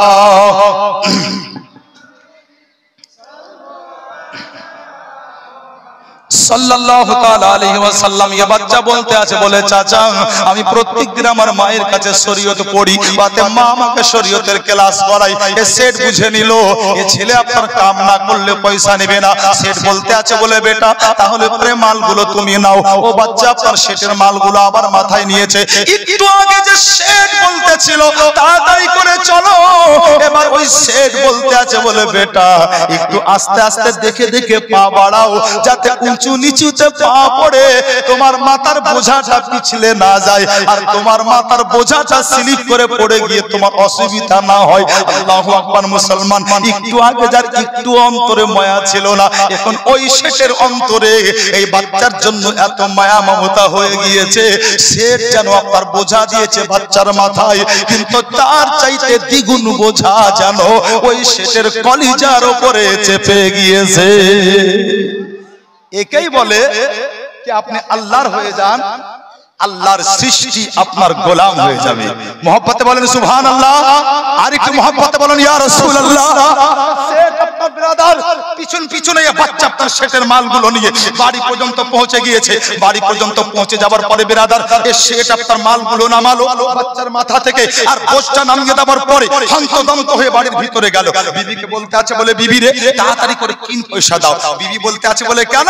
বলে এজন্যই একটা কুলি দাঁড়িয়ে আছে, দিতে হবে। বিবি বলতে লাগলো, আরে এত তাড়াহুড়ো কিসের, কুলি তো দাঁড়িয়ে আছে। শেঠ বলতে লাগলো, বলে বিবি যা বললি আর বলিস না, এটা আম কুলি নয়, যেমন তেমন কুলি নাই। বিবি বলতে লাগলো, বলে কেন? আল্লাহু আকবার। পুরো ঘটনা শেঠ যখন খুলে বলেছেন ব্রাদার, এ বিবি বলতে লাগলো, বলে আরে পাগল মানুষ, এরকম একটা বাচ্চা যে পরিষ্কার মুতলাকিন দিনদার আমানতদার, এরকম একটা বাচ্চাকে কেউ বাড়ির দরজাতে রেখে, কাজ করো তাড়াতাড়ি বলে যাও। বলে গিয়ে কি করব? শেঠের বিবি বলতে আছে, বলে যাও, যাওয়ার পরে এই বাচ্চাকে একটা দাওয়াত দাও। বলে কিসের দাওয়াত? তো ওই বিবি বলতে আছে, বলে যাও শেঠজি গিয়ে ওকে দাওয়াত দাও। বলে বেটা আজকে দুপুরের খাবারটা তুমি আমার বাড়িতে খাবে। শেঠ বেরিয়ে আসলো। শেঠ বলতে আছে, বলে বেটা একটা কথা রাখবে আমার। বলে কি কথা? বলে এক কাজ করো, বাড়িতে এসো, দরজাতে নয় ভিতরে এসো, মুখ হাত দাও, একটু রেস্ট নিয়ে নাও, তুমি আজকে দুপুরে আমার বাড়িতে খাবার খেয়ে তারপরে যাবে। যেমনই বলা শেঠের উত্তরে ব্রাদার এ বাচ্চা উত্তর দিতে আছে শেঠের কথায়। বলে চাচা আপনি ক্ষমা করবেন, আপনার বাড়িতে আমি খেতে পারবো না। আল্লাহু আকবার। শেঠ ভাবলো কি মনে হয় বাচ্চা ভয় করছে, কি খাইয়ে দাইয়ে হয়তো টাকা কেটে নিবে। শেঠ বলেছিল, বলে বেটা চিন্তার কোনো কারণ নাই, তোমাকে পেট পূর্ণ খাওয়াবো, আর তোমাকে 3 পয়সা যেটা কন্ট্রাক্ট হয়েছে ওটাই দিব। আল্লাহু আকবার। যেমনই বলা শেঠের উত্তরে বাচ্চা বলেছিল, বলে চাচা কে চিন্তা করে টাকা, টাকার তো চিন্তা আমি করি না, এজন্য রিজকের মালিক আল্লাহ। বলে তাহলে খাবে না কেন? বাচ্চা বলেছিল, বলে চাচা আমি এজন্যই খাবো না, তার কারণ আমার আল্লাহ তাআলা বলেন ওয়া আনতাসুমু খায়রুল লাকুম ইন কুনতুম তাআলামুন। অতএব যখন রোজা রাখবে তো রোজাটা সন্ধ্যা পর্যন্ত পূর্ণ করবে। অর্থাৎ এ বাচ্চা বলতে লাগলো, বলে চাচা আমি এজন্যই খাবো না, তার কারণ আজকে আমি রোজা রেখেছি। শেঠ বলতে লাগলো, বলে বেটা আজকে তুমি রোজা রেখেছো? বলে হ্যাঁ। বলে এটা তো রমজান মাস নয়। বলে রমজান মাস নয় এরপরও রোজা? বাচ্চা বলেছিল, বলে চাচা শুধু রমজান মাস বলে নয়, বরং আমি এবং আমার মা বেশিরভাগই নফল রোজা রাখি। বলে এজন্যই নফল রোজা রাখি, তার কারণ আমার মা আমাকে শিখিয়েছেন নফল রোজা রাখলে পারে শরীয়তের আলোকে এটাই পেয়েছে আমার মা, যে বেশি বেশি নফল রোজা রাখে তার রুহানি তাকত, তার রুহানি পাওয়ার বেশি আরো বেড়ে যায়। অতএব যার জন্য আমার মাও রোজা রাখে, আমিও রোজা রাখি। চাচা আজকে দুপুরে আপনার বাড়িতে খেতে এজন্যই পারবো না, তার কারণ আজকে আমিও রোজা রেখেছি, আমার মাও রোজা রেখেছে। শেষ জড়িয়ে গেল। বিবিকে গিয়ে বলতে আছে, বলে বিবি এ আম বাচ্চা নয়, যেমন তেমন আর 5টা কুলির মতো নয়। আরে বিবি শোনো, এ তো আল্লাহ ওয়ালা বাচ্চা, যে বাচ্চা আল্লাহকে রাজি করার জন্য সে নফল রোজা রেখে কুলির কাজ করতে আছে। বয়স 13, কাজ করতে আছে কুলি, তাও ফরজ রোজা নয়, নফল রোজা। আর সামনে মাস থেকে রোজা যেমনই শুরু হবে তো কিছু মুসলমানের রোগ আপনার বৃদ্ধি পাবে। রোজা যেমনই শুরু হবে কিছু মুসলমানের অসুখ আপনার এত বাড়বে কি মাশাআল্লাহ দেখা যাবে কি মনে হয় এই কয়েক বছর ধরে অসুস্থ আছে। যেমনই রোজা পালাবে তো এর অসুখও পালিয়ে যাবে। আরে মুসলমান ফাঁকি আপনি কাকে দিচ্ছেন? আল্লাহু আকবার। আমাকে না, যদি আপনি ভালো করে মাপকাঠি থেকে মাপেন তাহলে ফাঁকি আপনি নিজেকেই দিচ্ছেন, তার কারণ এর জন্য শাস্তি তো আপনি পাবেন, আমি পাবো না। অতএব সাবধান, হুঁশিয়ার। বাচ্চা বলেছিল চাচা খাবো না দুপুরের জন্যই, তার কারণ আমিও রোজা রেখেছি, আমার মাও রোজা রেখেছে। আচ্ছা বিবিকে বলতে আছে, বিবি কি তো রোজা রেখেছে? বিবি বলতে আছে আবার যাও। বলে কেন? বিবি বড় চালাক ছিল। বিবি বলতে আছে, বলে যাও এজন্যই কি তাকে একটু দাওয়াত দিয়ে আসো। দিনের বেলায় তো খাবে না, কিন্তু ইফতারটা যেন আমার বাড়িতে করে। তার কারণ হয়তো তুমি জানো না, আমি এতটুকু নসিহত শুনেছি, আমি এতটুকু জেনেছি, যদি কোনো আল্লাহওয়ালা ব্যক্তি কোনো জায়গাতে পা রাখে, কোনো মহল্লায় যদি কোনো আল্লাহওয়ালা ব্যক্তি পা রাখে, তাহলে ওই মহল্লার উপরে আল্লাহ তাআলার রহমত নুজুল হয়। বিবি বলতে লাগলো, বলে স্বামী গো, ওই বাচ্চা যখন এত আল্লাহওয়ালা, আমার দৃঢ় বিশ্বাস যদি বাচ্চা আমার বাড়িতে ইফতার করে, তাহলে আল্লাহ পাক রব্বুল আলামিন ওই বাচ্চার মাধ্যম দিয়ে আমার বাড়িতে রহমত নুজুল করবেন, খাইর ও বরকত নুজুল করবেন। অতএব যাও, ওই বাচ্চাকে তুমি একটি ইফতারের দাওয়াত দিয়ে দাও। সেটা আপনার বেরিয়ে আসলো, আসার পরে বলতে আছে, বলে বেটা একটা কাজ করো, যখন তুমি দুপুরে খাবে না, কমসে কম তুমি একটি ইফতারের দাওয়াতটা নিয়ে নাও। আল্লাহু আকবার। বাচ্চা বলতে লাগলো, বলে চাচা দাওয়াত করলে কবুল করতে হয়, এটাই হচ্ছে আমার নবীর সুন্নাত। যখন আপনি দাওয়াত করতে আছেন ইফতারের, আমি আপনার দাওয়াতটা কবুল করে নিলাম, তবে একটা কথা শুনুন, আপনি আমাকে পয়সাটা আগে দিয়ে দিন, আমি মাকে 3 পয়সা দিয়ে আসি। ও সেটা আপনার 3 পয়সা দিল। এ বাচ্চা আপনার পয়সাটা নেওয়ার পরে বড় খুশি খুশি আপনার মায়ের দরবারে গেল। মায়ের দরবারে যাওয়ার পরে মাকে আপনার পয়সা দেওয়ার পরে রাস্তার সব ঘটনা খুলে বলল মুসলমান। এরপরে আপনার মাকে বলল, আম্মি জান, আজকে শেঠ আমাকে ইফতারের দাওয়াত দিয়েছে, আমি শেঠের দাওয়াতটা কবুল করেছি, এবার তুমি বলো। মা বলতে আছেন, বলে বেটা যাও, যখন দাওয়াত কবুল করেছে ইফতারে চলে যাও। বাচ্চা আপনার মায়ের অনুমতি নেওয়ার পরে এবারে আপনার ইফতারে আসলো। শেঠ সাহেব আপনার ইফতারের ইন্তজাম করেছে। এ বাচ্চা আপনার ইফতার করলো মুসলমান। যখন আপনার ইফতারটা হয়ে গেল, আল্লাহু আকবার, এ বাচ্চা আপনার মাগরিবের নামাজটা আদায় করলো। নামাজ আদায় যখন হয়ে গিয়েছে, ওই শেঠের বিবি আপনার বাচ্চার কাছে আসলো। আর শেঠের বিবি আসার পরে বলতে আছে, বলে বেটা যখন তুমি আমার দাওয়াতটা কবুল করেছিলে, আমি তখনই বড্ড খুশি হয়েছিলাম, তবে আর একটা ছোট্ট অনুরোধ যদি তুমি রাখতে, তাহলে আমি আরো বড় খুশি হয়ে যেতাম। বাচ্চা বলতে আছে, বলে চাচা চাচি বলো কি রাখতে হবে। ওই শেঠ সাহেবের বিবি বলতে লাগলো, বলে বেটা ইফতার করেছো, খুশি হয়েছি, ছোট আর একটা অনুরোধ, আজকের রাতটা যদি তুমি আমার বাড়িতে থাকতে, তাহলে আমি বড়ই খুশি হয়ে যেতাম। আল্লাহু আকবার মুসলমান। এ বাচ্চা বলতে লাগলো, বলে চাচি জান, আমি আপনার কথাকে রেখে দিলাম, আজকের রাতটা আমি আপনার বাড়িতে কাটাবো। হে মুসলমান, ওই শেঠ সাহেবের বিবি বড্ড খুশি হলো। এবারে আপনার মেহমান খানাতে সুন্দর করে বিছানা করলো।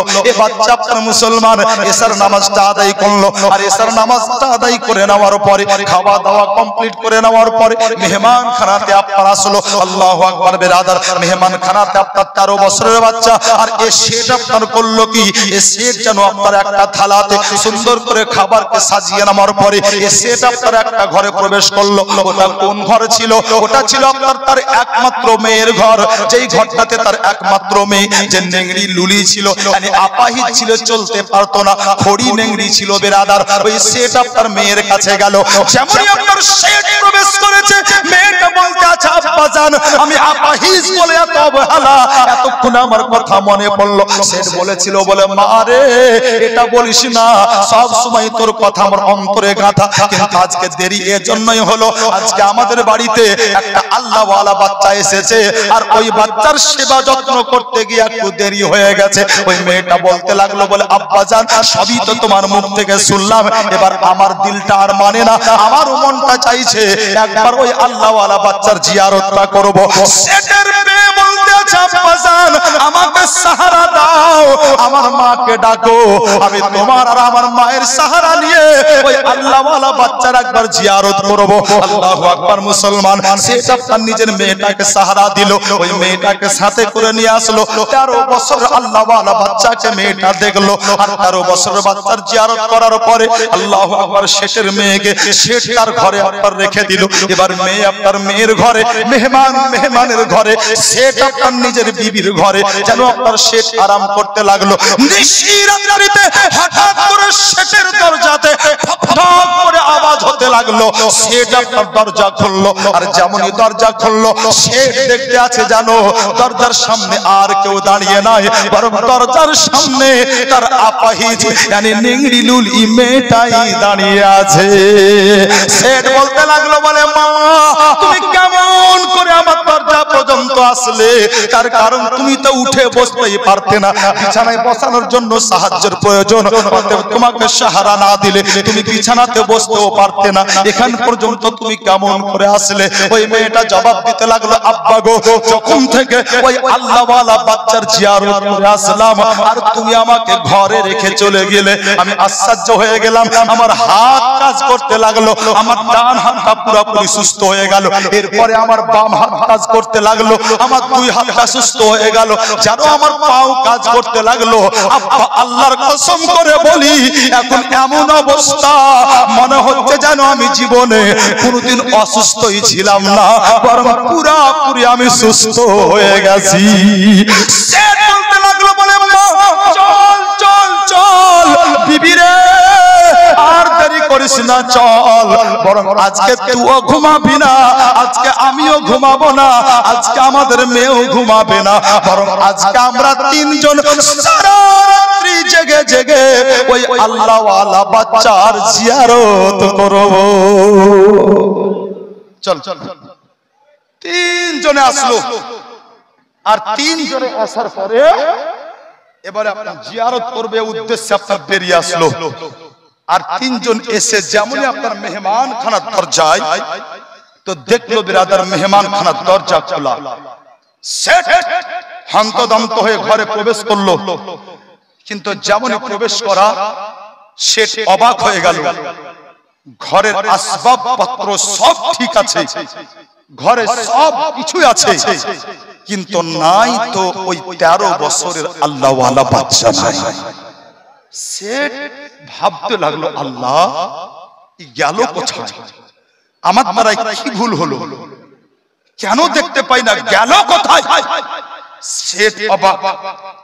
সেটের বিবি বড় মায়ুস, সেটের মেয়েটাও আপনার আফসোস করতে আছে, আব্বা মেহমান কোথায়? ও আল্লাহওয়ালা মেহমান কোথায়? মুসলমান, এ আল্লাহওয়ালা মেহমান, সেটের বাড়ির মেহমান, 13 বছরের বাচ্চা কোথায় গিয়েছিল? শুনবেন না বাবু? শুনবেন? কে কে শুনবেন? হাত উঠান, বলেন ইয়া রাসূলুল্লাহ। 1000 টাকা করে টাকা দিয়ে যান, তারপর শুনুন। টাকাটা দিবেন, মাদ্রাসায় লাগবে, তাই তো হুজুর? মাদ্রাসায়। বাচ্চা গেল কোথায় শোনাবো। মুসলমান, বেশি চাইনি আপনার। আমার ভাই ইয়াকুব আশরাফি কালেকশন করেছেন মাশাআল্লাহ, তবে সম্পূর্ণ করেন না মাশাআল্লাহ, কিছু বাকি আছে, এটা আমি বুঝতেই পারলাম। আমি বেশি চাইনি, 10-20 নয়, 1000 টাকা করে টাকা চেয়েছি। এখন পর্যন্ত যারা অংশগ্রহণ করেননি, মাশাআল্লাহ একটু অংশগ্রহণ করুন। একজন বলেন তো 1000 টাকা। দেরি করবেন না, তাড়াতাড়ি করে বলেন। দেখেন সাহেব আমার, কি নাম? উসমান আলী। সুবহানাল্লাহ। নবীর একজন প্রেমিক, ওনার নাম ছিল হযরত উসমান গনি জিন্নুরাইন রাদিয়াল্লাহু তাআলা। শুধু প্রেমিক না, নবীর জামাইও। এই দেখেন উসমান, 1000 নগদ। আর এটা হারুন সাহেব কোনটা? আরে সুবহানাল্লাহ, মিতা আমার তো নামে নাম। আর 500 টাকা দেন মিতা, আর 500 টাকা দেন। সুবহানাল্লাহ। এই দেখেন মাশাআল্লাহ, অনেক দিয়েছে, আল্লাহ বড় করুক, আর তার সঙ্গে ইসলামের মুজাহিদ বানাক, বলুন আল্লাহুম্মা আমিন। এই দেখেন আমার মিতা 500 দিয়েছেন, আবদারে আন দিলাম 500। তো দুটা হলো বাবু, কেউ উঠবেন না দয়া করে, মাশাআল্লাহ। না দিলে আপনি বসে থাকুন, তার কারণ এটা জিম্মেদারি আমাদের উপর থেকেই যায়। ওয়াজের সাথে সাথে আপনার একটু কালেকশন আপনার করতেই হয়। অতএব না করলে মাদ্রাসাগুলোই বা টিকে থাকবে কেমন করে?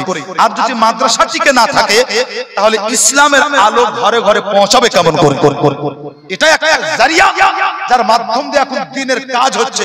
আমি আবারও মনে করিয়ে দিই, আজ ওয়াজ নসিহত করে খুব একটা কাজ করতে আমরা পারছি না মুআজ্জাজ, কিন্তু এই মাদ্রাসা সত্যি দ্বীনের কাজ করছে। বড় জিম্মেদারি নিয়ে বলছি বাবু, ইনশাআল্লাহ। আপনি আচ্ছা, মীর এজাজ সাহেব আব্বা মায়ের জন্য 1003টা হলো মাশাআল্লাহ। আচ্ছা, রিজাউল সাহেব যার বাড়িতে আছে আমরা, আরেকজন আছেন রাজা, মাশাআল্লাহ রাজা বাবু, মানে রাজা সাহেব 1000 নগদ আর 10000 দিবেন পরে নাকি? মাশাআল্লাহ, নারায়ে তাকবীর। খবরদার জোরে বলেন না বাবা, আল্লাহু আকবার যদি জোরে বলেন আপনারা এক্ষুনি পুলিশ আসবে, থানা থেকে অ্যারেস্ট হয়ে যাবেন আপনারা। ঠিক বললাম? আরে যখন নারা লাগাবেন তো হায়দারি নারা লাগান, নারায়ে তাকবীর, নারায়ে রিসালাত, মাসলাকে আলা হযরত রাজা সাহেব 11,000 টাকার কথা। মাশাআল্লাহ, তিনজন দিয়েছেন 1000 করে, 3000। রাজা সাহেব একাই আপনার 11,000। মাশাআল্লাহ, মাশাআল্লাহ। এটা কি দিল সাহেব? সৈফুর রহমান সাহেব।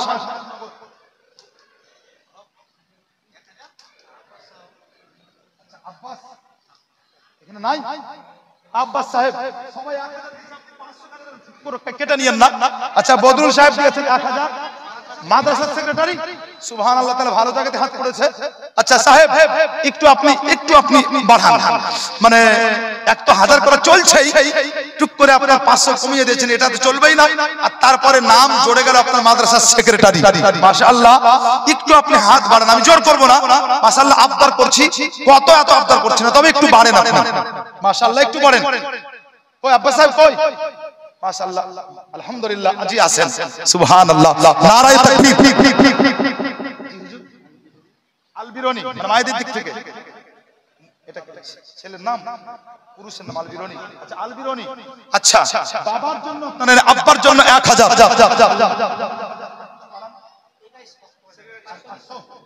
আচ্ছা, সেক্রেটারি সাহেব জি, মাশাআল্লাহ। আচ্ছা, যাক, দেখেন দেন, মাশাআল্লাহ, আরেকটা দিন। মাশাআল্লাহ, আল্লাহ আপনার বরকত দেখ। এটা সবাই মিলে মাশাআল্লাহ দোয়া করবেন, সবাই বলুন আল্লাহুম্মা আমিন। মাদ্রাসার সেক্রেটারি মাশাআল্লাহ 1000 টাকা নগদ দিয়েছেন। নারায়ে তাকবীর, নারায়ে রিসালাত, মাসলাকে আলা হযরত মুআজ্জাজ। যেটা বলছিলাম বাস্তব সত্য বলছি বাবু। 96 সালে মৌলভি পাস করার পরে মাদ্রাসায় জয়েন করেছি, আর আজও মাদ্রাসায় জড়িয়ে আছি। জানি আপনার কি এ মাদ্রাসা ইসলামের কত খিদমত করছে। এ মাদ্রাসার যারা মুদাররিস, খাস করে যারা শিক্ষক, মাশাআল্লাহ, ওনারা যে ইসলামের জন্য কত মেহনত করেন, এটা আপনারা আন্দাজ করতে পারবেন না। মুআজ্জাজ, আমি আল্লাহকে বলেছিলাম, আল্লাহ মৌলভি পাস করলাম, মাদ্রাসায় জয়েন করলাম, এখনো তো বিয়ে করিনি, কিন্তু বিয়ে করব। আর বিয়ের পরে আল্লাহ তুমি যটা ছেলে দিবে আমাকে, বেটা যতটা হবে সব তো মৌলভি বানাবো। এটা আমি নিয়ত করেছিলাম। আলহামদুলিল্লাহ, সুম্মা আলহামদুলিল্লাহ। বড় বেটার বয়স হলো আপনার 21 বছর প্লাস। সামনে ফেব্রুয়ারি, এই মাসের ফেব্রুয়ারি 13 তারিখে ইনশাআল্লাহ বড় বেটা আপনার আলিমের দাস্তার পাবে।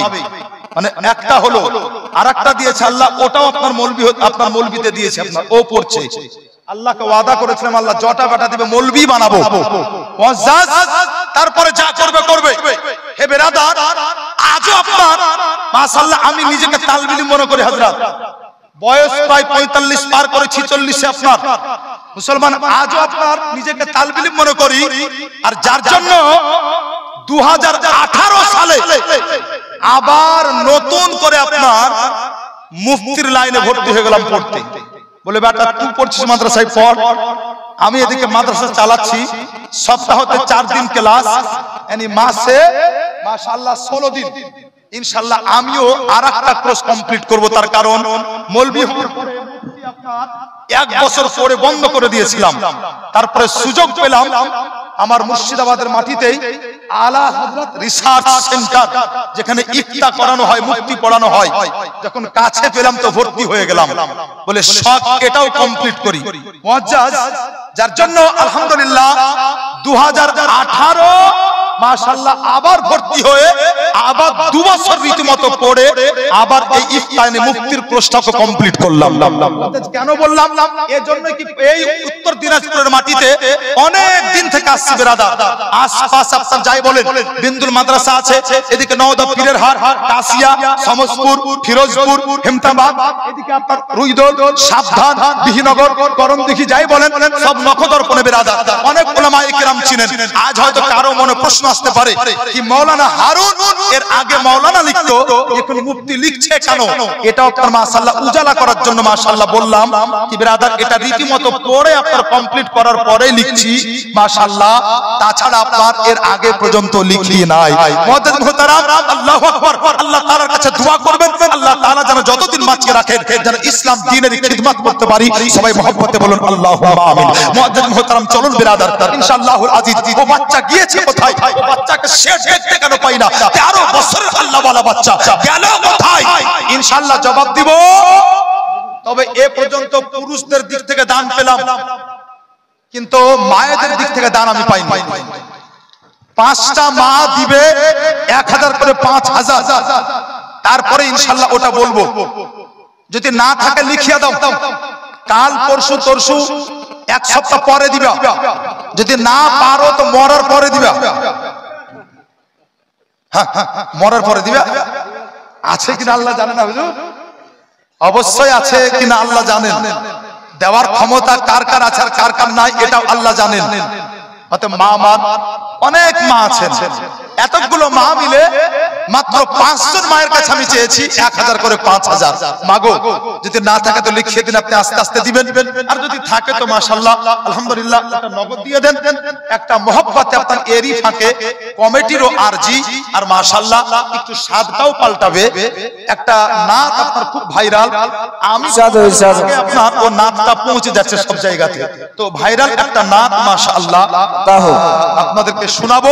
একবার মহব্বতে দরুদ পড়েন, আর নাতটা শেষ করতে করতে 5 জন মা আর 5000 5 জন মিলে একটু এখানে পাঠিয়ে দিবেন, বা নামটা আপনার মাশাআল্লাহ একটু পাঠিয়ে দিবেন।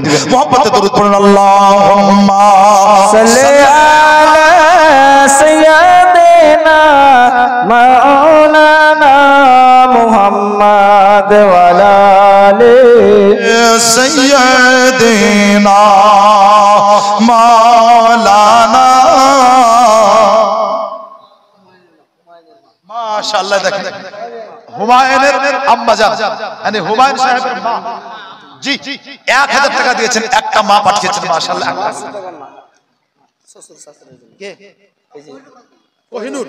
কোহিনূর মানে এটা মায়েদের দিক থেকে আসলে 500 বলে হুজুর 1000 পারলাম না, আমি 500 দিলাম।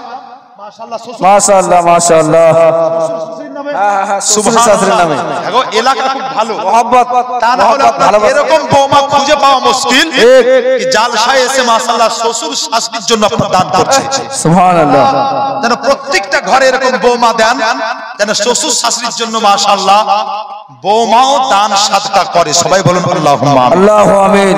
একটা হয়েছে তো ইনশাআল্লাহ হুজুর এ দেখেন একজন মা দাঁড়িয়েছে, মানে দিবে সুবহানাল্লাহ, দিবে দিবে।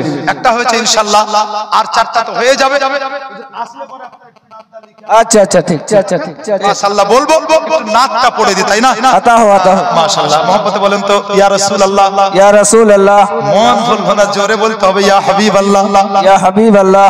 আব্দুল্লাহ রইবাড়িতে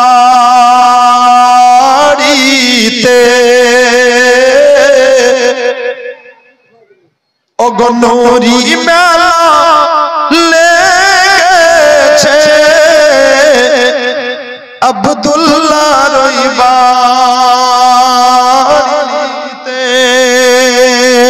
আব্দুল্লাহ রইবাড়িতে নুরি মেলা লেগেছে, আর চা দলে দলে চারি ধারে, দলে দলে চারি ধারে ফারিশতারা ঘুরিছে, আব্দুল্লাহ রইবাড়িতে। মাশাআল্লাহ মাশাআল্লাহ। আর চলো যাবো মদিনাতে, দয়ার নবীর দেশেতে,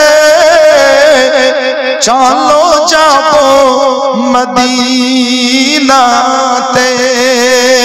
চলো যাবো মদিনাতে, দয়ার নবীর দেশেতে, আর মদিনাতে কাবার কাবা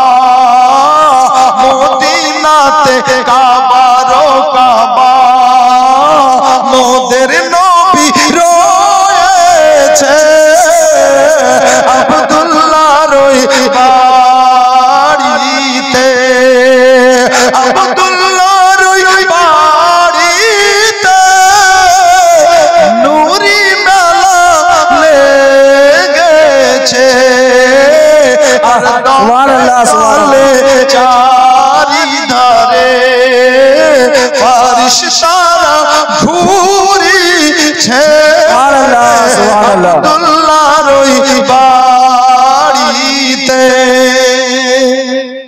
আর উমর ইবনে খাত্তাব চলে কেন আরে নবীজিকে মারিব বলে উমর ইবনে খাত্তাব চলে উমর ইবনে খাত্তাব চলে নবীজিকে মারিব বলে উমর ইবনে খাত্তাব চলে নবীজিকে মারিব বলে আর দেখে নবীর নূরি চেহারা দেখে নবীর নূরি চেহারা উমর কলমা পড়েছে আব্দুল্লাহর ওই বাড়িতে শেষ ছন্দ মাশাআল্লাহ শুনবেন একবার মোহাম্মতে বলেন সুবহানাল্লাহ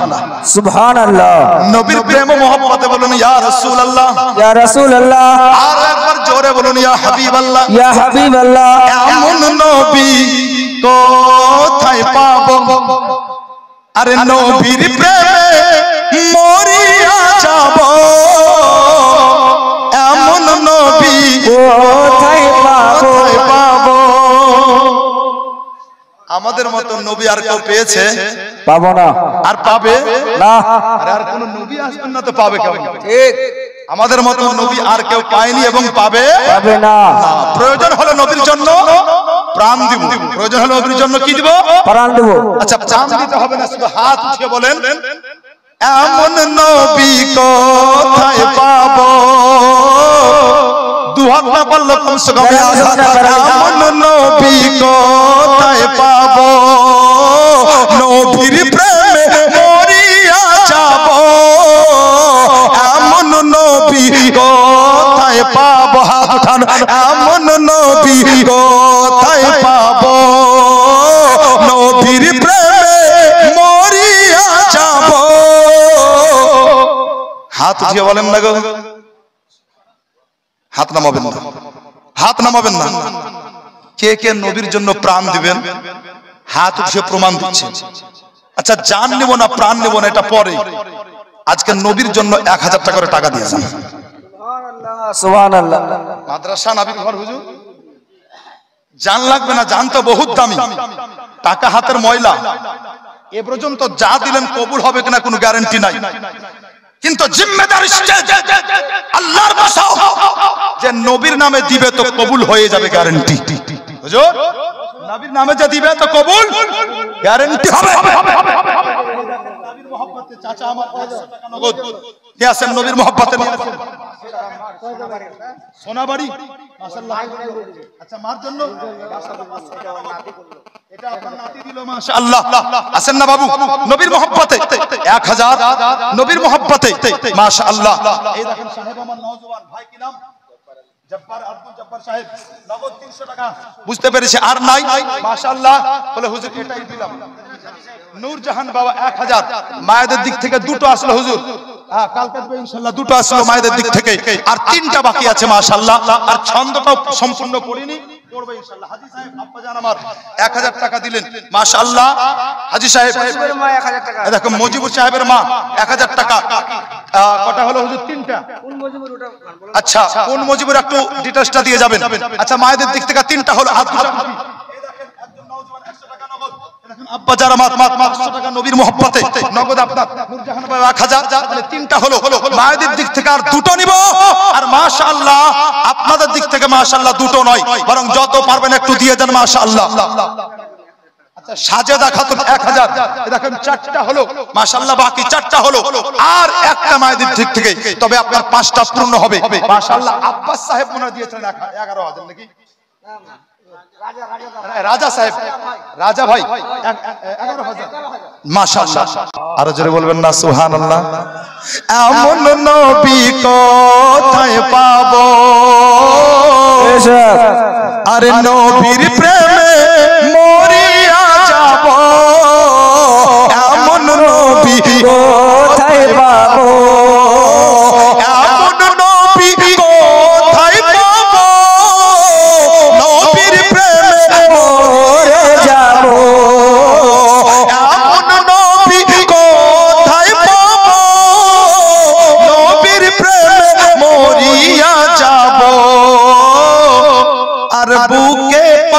খবর নিয়ে দেখো হযরত বেলাল বলিছে আব্দুল্লাহর ওই বাড়িতে। এ পর্যন্ত হুজুর এ নাত যত জায়গাতে পড়েছি মাশাআল্লাহ प्यारी नाथ है। নাজরানা কিন্তু হুজুর খালি যায় না, কিন্তু আজ নাজরানা আমার জন্য আপনাদের কাছে চাইনি, মাদ্রাসার জন্য চেয়েছি। ठीक ठीक। তার কারণ জানি আপনার এই মাদ্রাসা বর্তমান সময়ে কত গরিব। তার কারণ মাদ্রাসা যেটা সবচাইতে আমির হওয়া দরকার ছিল, জাহাঙ্গীর আলম 1000 দিয়ে দিয়েছে মাশাআল্লাহ, फोन पे दिए। অনেক অপশন বাকি আছে বাবু। জাহাঙ্গীর আলম সাহেব দিয়েছেন 1000, কোন আর সাহেব নাই, আর রাজা সাহেবের জোড়া হয়ে 11000 দিবেন মাশাআল্লাহ। চিন্তা করতে লাগলো, সেট আপনার বড় অবাক হয়ে গিয়েছে। সেট ঘরে দেখতে আছে সব আসবাবপত্র ঠিক আছে, কিন্তু শুধু নাই তো আপনার 13 বছরের আল্লাহওয়ালা বাচ্চা নাই। সেট চিন্তা করতে লাগলো, আল্লাহ গো এ বাচ্চা গেল কোথায়? হঠাৎ করে সেটের চোখটা গেল আপনার একটা বালিশের কাছে পড়লো, আর যেমনই আপনার বালিশের কাছে পড়া ওই সেট দেখতে পেল জানো ওই বালিশের পাশে সুন্দর একটা চিরকুট পড়ে আছে। ওই সেট বলল কি চিরকুটটা উঠালো, আর চিরকুটটা উঠিয়ে আপনার পড়তে লাগলো। সেট পড়ে আর চোখ দিয়ে পানি ঝরে যায়, এইদিকে পড়তে আছে চোখ দিয়ে পানি ঝরতে আছে। বিবি বলতে আছে কি লেখা আছে, মেয়ে বলতে আছে আব্বা কি লেখা আছে। সেট কারো আপনার জবাব দেয় না। পড়তে পড়তে পড়তে সেট আপনার কেঁদে যায় বেরাদার। এইদিকে পড়া কমপ্লিট হলো, আর সেট যেন আপনার জ্ঞান হারালো। সেট আপনার অজ্ঞান হয়ে আপনার মাটিতে লুটিয়ে পড়লো। বিবি আর মেয়েতে তাড়াতাড়ি করে আপনার পানি দিল চোখে মুখে, সেটের জ্ঞান ফিরলো। আর যেমনই আপনার জ্ঞান ফিরা ওই সেট বলতে আছে বলে বিবি রে এই কাগজে কি লেখা আছে তবে শোনো। এই কাগজে লেখা আছে এটাই, ওই 13 বছরের বাচ্চা লিখেছে বলে চাচা যেই দিন থেকে নামাজ পড়ছি গো আল্লাহর কসম ওই দিনের পর থেকে 5 ওয়াক্ত তো 5 ওয়াক্ত আজ পর্যন্ত আমার তাহাজ্জুদের নামাজ পর্যন্ত কাজা নাই। কিন্তু তাহাজ্জুদের নামাজ আমি একা পড়ি না, বরং আমি মায়ের সাথে তাহাজ্জুদের নামাজ পড়ি। আজকে ভেবেছিলাম আপনার ঘরে রাত কাটাবো, আপনার ঘরে একা একা তাহাজ্জুদের নামাজটা পড়বো, কিন্তু আমি ওযু করলাম, নামাজে দাঁড়ালাম, কিন্তু মুসাল্লাতে দাঁড়িয়ে জানো আমার মন বসলো না। আর তাই তো আমি তাহাজ্জুদের নামাজ পড়ার জন্য আজকে আপনাকে না বলে আপনার আরামের ব্যাঘাতটা না ঘটিয়ে আমি বাড়ি চললাম। আজকে রাত্রেও আমার মায়ের সাথে তাহাজ্জুদের নামাজ আদায় করতে হবে। বলতে লাগলো বিবি রে গরিব বাচ্চা মেহনত করে দিন মজুরি করে, কিন্তু তাহাজ্জুদ পড়ে, আবার 5 ওয়াক্তের নামাজ পড়ে। বিবি তুই আজকে তওবা কর, ও মেয়ে তুইও তওবা কর, আর আমিও তওবা করতে আসি। আজকের পর থেকে আমরা একটা ওয়াক্তের নামাজ কাজা করব না। সুবহানাল্লাহ সুবহানাল্লাহ। আমি আপনাদের বলছি আপনারা ওয়াদা করে উঠবেন, আজ ওয়াদা করে উঠবেন। জালসা শুনবো, দান করব, সাদকা করব, খায়রাত করব। আল্লাহ তুমি তৌফিক দাও যেন আমার দ্বারা নামাজ কাজা না হয়। সুবহানাল্লাহ। তো এগুলো আপনার বনা, আসল তো ওটাই। মাশাআল্লাহ কায়েম রাখবেন, আল্লাহ ইজ্জত এখানেও দিবেন, আল্লাহ ইজ্জত আখিরাতেও দিবেন। আল্লাহ ইজ্জত এখানেও দিবেন, আল্লাহ ইজ্জত কবরেও দিবেন। ফেরেশতা এখানেও সম্মানের সহিত আপনার রূহকে বিদায় করে নিয়ে যাবে, আর কবরও সম্মানের সহিত আপনাকে ফেরেশতা মাশাআল্লাহ সযত্নে রাখবে। জোরে বলেন সুবহানাল্লাহ। অতএব এর পাবন্দি হয়ে যান মাশাআল্লাহ, আপনি আল্লাহর হয়ে যাবেন। আল্লাহ আপনার হেফাজতের দায়িত্ব গ্রহণ করেছেন। মুআজ্জাজ বানিয়ে বললাম না, বানিয়ে বললাম না, আল্লাহর কোরআনে আছে 4th পারা সূরা আল ইমরান আয়াত নাম্বার 124। আল্লাহ পাক রব্বুল আলামিন বলেন ওয়ালাকাদ নাসরাকুমুল্লাহু বিবাদরিন ওয়া আনতুম আযিল্লা ফাত্তাকুল্লাহা লাআল্লাকুম তাশকুরুন। আল্লাহু আকবার। তারপরের আয়াত 125 ইস্তাকুল লিল মুমিনিনা আলাইয়াকুম আইমিদ্দাকুম রাব্বুকুম বিসালাসা। আল্লাহ পাক মুমিনদের সাহায্যের জন্য নয়, 2 নয়, বরং 5000 ফেরেশতা পাঠিয়েছেন। 5000 ফেরেশতা সুবহানাল্লাহ। আজও আপনি পাবেন, বাস শর্ত একটা, আপনাকে মুমিন হতে হবে। বাবু দুনিয়াতে সব করতে পারছেন, শুধু আল্লাহর জন্য সময় বার করতে পারেন না। চলো ছিলাম কোথায়? মাশাআল্লাহ একটু দিলকে গোছান। আপনারা যদিও আপনার একটু ছড়িয়ে গেছেন, কিন্তু আমি আমার জায়গাতে আছি। ছিলাম কোথায়? ইহুদি বলতে লাগলো হুজুর দিন ইসলামের সব ভালো লাগে, একটাই জিনিসের জন্য ঈমান আনতে পারছি না, কি ঈমান আনলেই 5 টাইম নামাজ পড়তে হবে। জোরে বলেন, আরো জোরে বলেন সুবহানাল্লাহ। মানে ইহুদি হওয়ার পরে ও জানে যে মুসলমান যে তাকে 5 বার নামাজ পড়তে হয়, কিন্তু আপনি মুসলমান হওয়ার পরেও মনে হচ্ছে আপনি জানেন না, আপনি ভুলে গেছেন যে আপনাকে নামাজ পড়তে হবে। তাই ইহুদি বলছে হুজুর নামাজ 5 বার পড়তে পারবো না, ওই জন্য ঈমান আনছে না। আমার নবী বলতে আছেন, বলে কবার পড়তে পারবে বলো? ইহুদি বলেছিল, বলে হুজুর আমি 5 বার পারবো না, আমি 2 ওয়াক্তের নামাজ মাত্র পড়তে পারবো। আল্লাহর নবী বলতে আছেন, বলে ইহুদি তুমি ঈমান নিয়ে আসো, আমি নবী তোমার জন্য 3 ওয়াক্তের নামাজকে maaf করে দিলাম। মুআজ্জাজ খুব গুরুত্বপূর্ণ কথা আলোচনা করে যাচ্ছে, কান লাগান। আল্লাহর নবী বললেন ঈমান নিয়ে আসো, আমি নবী তোমাকে 3 ওয়াক্তের নামাজ তোমার জন্য maaf করলাম। আচ্ছা বলেন, এই নামাজ 5 ওয়াক্তের ফরজ কবে থেকে হয়েছে? শবে মেরাজের রাত্রিতে, মানে গত মাসে নবী পাক আকা মুস্তাফা গেলেন 7ম আসমান ভেদ করে, সিদরা পার করে লামাকাতে আল্লাহর দিদার করলেন। উপহার হিসাবে আল্লাহ তাআলা 5 ওয়াক্তের নামাজ দিলেন। মুস্তাফা 5 ওয়াক্তের নামাজ নিয়ে এসেছেন। বাকি ঘটনা বলছি না, 50 বলছি না আমি। 5 ওয়াক্তের নামাজ নিয়ে মুস্তাফা আসলেন। তাহলে মুসলমানের উপরে 5 ওয়াক্তের নামাজ ফরজ কে করেছেন? যারা বলেন কে? আল্লাহ। যারা বলেন কে? আল্লাহ। আচ্ছা, এখান থেকে 3 ওয়াক্ত কাটছে কে? ইহুদির জন্য রাসূলুল্লাহ। যারা বলেন কে? রাসূলুল্লাহ। যত সাহাবী আছেন বলছেন হুজুর তাহলে আজ থেকে কি নামাজের হুকুম পরিবর্তন হলো? মানে মেরাজের রাত্রিতে মুস্তাফা 50 ওয়াক্তের নিয়ে আসছিলেন। হযরত মুসা আলাইহিস সালাম বলছেন কি হুজুর আপনার উম্মতি পারবে না 50 ওয়াক্তের, ঘুরে যান। মুস্তাফা গেলেন 9 বার গেলেন, 5 9 45 কমলো। একজনা ওয়াজ শোনার পরে বলছে হুজুর আল্লাহর নবী যদি আরেকবার যেতেন কত ভালো হতো বলেন তো, কিছুই থাকতো না। আরে পাগল, কিছুই না থাকলে তোমার গুনাহের ক্ষমা কেমন করে করাইতে তুমি? সুবহানাল্লাহ। গুনাহের ক্ষমা করাতে লক্ষ কোটি আরব কারব গুনাহ তুমি কেমন করে maaf করা, তার গুনাহ maaf করার জারিয়া তো এটা। কি নামাজের মধ্যে সবুরের সাথে যে গুনার ক্ষমা চাই, আল্লাহ তাআলা তার গুনাহকে ক্ষমা করে দেন। সুবহানাল্লাহ। তো এখানে আরেকটা আকাইদের কথা বলি। আজ যে সমস্ত ভাইরা নবীকে মুর্দা মনে করে, যারা মুর্দা মনে করবে নবীগণকে, তারা 50 ওয়াক্তের নামাজ পড়বে।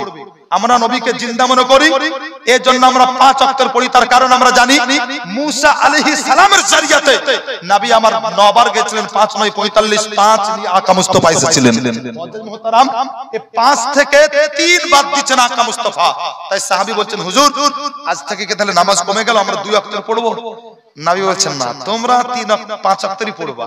আমি শুধু এর জন্য খাস করে 3 ওয়াক্তের নামাজ maaf করলাম। জোরে বলবেন না? আচ্ছা, সাহাবীরা তো বলতে পারতেন আপনি কেমন নবী, কারোর জন্য 5 ওয়াক্তের আর কারোর জন্য 2 ওয়াক্তের ঝগড়া করা দরকার ছিল নাকি? কিন্তু না, ওনারা কোনো তর্ক করেননি। তার কারণ জানেন এটা এমন একটা নাজুক দরবার, সামান্য যদি বিরোধিতা করা যায়, সামান্য যদি বেয়াদবি হয়, তাহলে ঈমান থেকে আমি হাত ধুয়ে দিব। পারেনি কেন? তার কারণ ওনাদের সামনে আল্লাহর কোরআন ছিল। আল্লাহ তাআলা বলেন ফালা ওয়ারাব্বিকা লা ইউমিনুনা হাত্তা ইউহাক্কিমুকা ফীমা শাজারা বাইনাহুম সুম্মা লা ইয়াজিদু ফি আনফুসিহিম হারাজাম মিম্মা কাদাইতা ওয়া ইউসাল্লিমু তাসলিমা। নবী যেটা ফয়সালা করেন ওটা কি তাসলিম করো, মেনে নাও। মানলে মুমিন থাকবে, মুসলমান থাকবে, আর যদি না মানো তো ঈমান থেকে হাত ধুবে, বেঈমান কাফির হবে। সাহাবীদের সামনে কোরআন ছিল, মাইয়াতির রাসূল ফাকাদ আতা আল্লাহ। যে নবীর ইতাআত করলো সে হাকিকাতে আল্লাহ তাআলার ইতাআত করলো। জোরে বলুন সুবহানাল্লাহ। তাই নবী বলছেন কি ওর জন্য 3 ওয়াক্তের নামাজ maaf করলাম, তোমরা 5 ওয়াক্তই পড়বে। প্রত্যেকটা সাহাবী ওটাই মেনে নিলেন। ব্রাদার, একজন সাহাবী উঠে বলছেন হুজুর ও যখন ঈমান নিয়ে আসবে, ঈমান আনার পরে যখন 2 ওয়াক্তের নামাজ পড়বে, তো 2 ওয়াক্তের নামাজ পড়তে পড়তে ওর মন বসে যাবে, ও তখন 5 ওয়াক্তই তো পড়তে লাগবে। তো যদি 5 ওয়াক্তের পড়তে লাগে তখন হুজুর কি হবে? তো আল্লাহর নবী বললেন কি সারা জিন্দেগি যতদিন বাঁচবে ওর জন্য 3 ওয়াক্ত নফলই থাকবে আর 2 ওয়াক্ত ফরজ। অতএব 2 ওয়াক্ত না পড়লে গুনাহ হবে, আর বাকি আর 3 ওয়াক্ত পড়লে পারে সে নেকি পাবে। জোরে বলেন সুবহানাল্লাহ। মুআজ্জাজ মুহতারাম, মুস্তাফা ক্ষমা করলেন, 3 ওয়াক্ত ছাড় করিয়ে দিলে আল্লাহু আকবার। আল্লাহ তো বলতে পারতেন হাবিব আমি ইমানদারের জন্য 5 ওয়াক্তের নামাজ আমি আল্লাহ দিয়ে পাঠালাম, মধ্যখান থেকে তুমি 3 ওয়াক্ত কাটার কে? আল্লাহ এটা বলেননি। আল্লাহ পাক বলতেন হাবিব ওটা তোমার ইচ্ছা, তার কারণ আমি দেনেওয়ালা, আমি দিই। এবার তুমি কাকে কেমন করে বন্টন করবে আমি আল্লাহ ওই ইখতিয়ার তোমাকে আতা করে দিয়েছি। আজ যারা বলছেন নবীর ইখতিয়ার না হবে, পাগল শোন। নবীকে আল্লাহ এত ইখতিয়ার দিয়েছেন, কারো জন্য মুস্তাফা শরীয়তের আইনকে বাড়িয়েও দিতে পারেন, আবার কারো জন্য কমিয়েও দিতে পারেন। আল্লাহু আকবার। এ পাওয়ার আল্লাহ তাআলা আমার নবী পাক আকা মুস্তাফাকে দিয়েছেন। জোরে বলুন সুবহানাল্লাহ। মুআজ্জাজ মুহতারাম, হে বিরাদার, ও আকা মুস্তাফা সাল্লাল্লাহু আলাইহি সাল্লাম ও জাত কি মাশাআল্লাহ। আরেকটু পরিচয় করিয়ে দিই, যখন নামাজে আসলো বিরাদার, আরেকটু আগে চলুন নামাজের বিষয়ে আরেকটা হাদিস শোনাবো। হাদিস শুনবেন বাবু, হাদিস শুনবেন। কে হাদিস শুনবেন? হাত উঠিয়ে বলুন ইয়া রাসূলুল্লাহ। হে মুআজ্জাজ, হাদিস পাক শুনুন। এই হাদিস আছে আপনার মুসলিম শরীফে, নামাজের অধ্যায় মানে কিতাবুস সালাত, নামাজের বাবে। হাদিস পাকের রাবি হযরত বারা বিন আযিব রাদিয়াল্লাহু তাআলা আনহু। হাদিস আপনাকে পুরো শোনাই। হে মুআজ্জাজ সামনে کرام, মাশাআল্লাহ ঈমান সহকারে বড় তাজা হয়ে শুনুন, ঈমান তাজা হবে। আল বাররা ওয়া আনহুম কানু ইসাল্লুনা মা রাসূলিল্লাহ সাল্লাল্লাহু তাআলা আলাইহি ওয়াসাল্লাম ফাইজা রাকাউ ওয়া ইজা রাফা রাসাহু মিনার রুকুই ফাকালা সামিআল্লাহু লিমান হামিদা লাম নাযালু কিয়ামান হাত্তা নারাহু কদ ওয়াদা ওয়াজহাহু ফিল আরদি সুম্মা নাতাবিয়া। জোরে বলেন সুবহানাল্লাহ। মুআজ্জাজ অবস্থা দেখে আপনার খুব স্পিডে হাদিস বললাম, পরিস্থিতি আপনার আজ করে মুআজ্জাজ বেশিক্ষণ আর আমি দাঁড়াবো না, ইনশাআল্লাহ মনে হয় আমার পরে পীর সাহেব আসবেন স্টেজে, ইনশাআল্লাহ চটপট বিদায় নেব। হাদিসটা পড়লাম, আপনি একটু মানেটা শুনে নেন, একটু মাশাআল্লাহ এর উপরে তাসরিহ শুনুন। হে মুআজ্জাজ মুহতারাম, নবী পাক আকা মুস্তাফা ইমাম। আল্লাহু আকবার। মুআজ্জাজ মুহতারাম, হে বিরাদার, আকা মুস্তাফা ইমাম, আর আকা মুস্তাফা ইমাম হয় নামাজ পড়াচ্ছেন বিরাদার। নামাজ যেমনই কমপ্লিট হলো, একজন সাহাবী দাঁড়িয়ে বলতে আছেন ইয়া রাসূলুল্লাহ, আজ যখন আপনি দ্বিতীয় রাকাত নামাজ পড়াচ্ছিলেন নবী গো, আমি দেখলাম কি আপনি মুচকি মুচকি হাসছিলেন। জোরে বলেন। আচ্ছা, এটা কোন জায়গার ঘটনা? এটাও শুনে রাখুন। বদরের প্রান্তরে মুসলমানের জয় হলো, ইসলামের পতাকা বুলন্দ বালা হলো, নবী আমার সাহাবীদেরকে নিয়ে নামাজ পড়ছেন, দুই রাকাত নামাজ কমপ্লিট। যখন নামাজ কমপ্লিট, একজন সাহাবী উঠে বলেছিলেন হুজুর, আজ বদরের মাঠে আমাদেরকে নিয়ে নামাজ পড়তে গিয়ে দ্বিতীয় রাকাত যখন আপনি নামাজ পড়ছিলেন হুজুর, ওই সময়তে আপনার মুখে মুচকি হাসি দেখলাম। হুজুর হাসির কারণটা বলেন। সুবহানাল্লাহ বলেন। এবার অজটাকে আপনাকে বুঝিয়ে দিয়ে শেষ করছি, আবার একটু পিছনে আসি।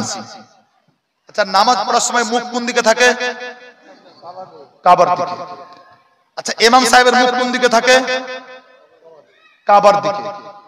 আচ্ছা, যারা ইমাম সাহেবের পিছনে মুক্তাদি হয়ে দাঁড়ায়, ইমাম সাহেবের পিঠ দেখে না মুখ দেখে? পিঠ দেখে। মাশাআল্লাহ। আচ্ছা, মুচকি হাসি দেখা যায় না শোনা যায়? হাসি 3 প্রকারের। একটা হাসিতে নামাজও যাবে, উজুও যাবে। অট্ট হাসি, এমন করে হাসলেন সবাই শুনলো, নামাজও বাদ, উজুও বাদ। একটা হাসিতে নামাজ যাবে, উজু থাকবে, মানে এমন হাসলেন নিজে শুনলেন, নামাজ গেল, উজু থাকলো। আর একটা হাসি নামাজও থাকবে, উজুও থাকবে, মুচকি হাসি। জোরে বলেন সুবহানাল্লাহ। তাহলে মুচকি হাসি দেখা যায়, শোনা যায় না। ইমাম সাহেবের মুখ কিবলার দিকে থাকে, মুক্তাদির দিকে থাকে না। মুক্তাদি যারা থাকে ইমাম সাহেবের মুখ দেখতে পায় না, পিঠ দেখে। ঠিক বললাম বাবু? দ্বিতীয় রাকাত যখন নামাজ কমপ্লিট, সাহাবী উঠে বলছেন হুজুর দ্বিতীয় রাকাতে মুচকি হাসি দেখলাম। এখন আপনাদের কৃষ্ণপুর গ্রামে ইমাম সাহেব জুমা পড়ালেন, জুমা কমপ্লিট, একজন নওজোয়ান ছেলে উঠে বলছে হুজুর দাঁড়ান, দোয়া পরে করে। বলে কেন? বলে আপনি দ্বিতীয় রাকাত যখন নামাজ পড়ছিলেন জুমার, তো মুচকি হাসছিলেন কেন? এটা শোনার পরে শিক্ষিত গ্রাম মাস্টার ডাক্তার অনেক আছে এই গ্রামে শুনলাম, তো যারা শিক্ষিত ব্যক্তি ধরে নিয়েছে, ভাই দাঁড়াও, ইমাম সাহেবের বিচার পরে হবে, আগে তোমার বিচার হবে। বলে কেমন? বলে মুচকি হাসি তো দেখা যায় শোনা যায় না, তো তুমি নামাজ পড়ছিলে না ইমাম সাহেবকে দেখছিলে? বলবে না হুজুর? বলে তুমি নামাজ পড়ছিলে না ইমাম সাহেবকে দেখছিলে? আগে তুমি বলো তোমার বিচার হবে, ঠিক না বাবা? সাহাবী বলছেন হুজুর বদরের প্রান্তরে দ্বিতীয় রাকাত নামাজ পড়ছিলেন, মুচকি হাসি হুজুর কারণটা কি? নবী তো বলতে পারতেন সাহাবী তুমি নামাজ পড়ছিলে না আমাকে দেখছিলে, কিন্তু নবী আমার এই জবাব দেননি, এই প্রশ্ন করেননি। কেন?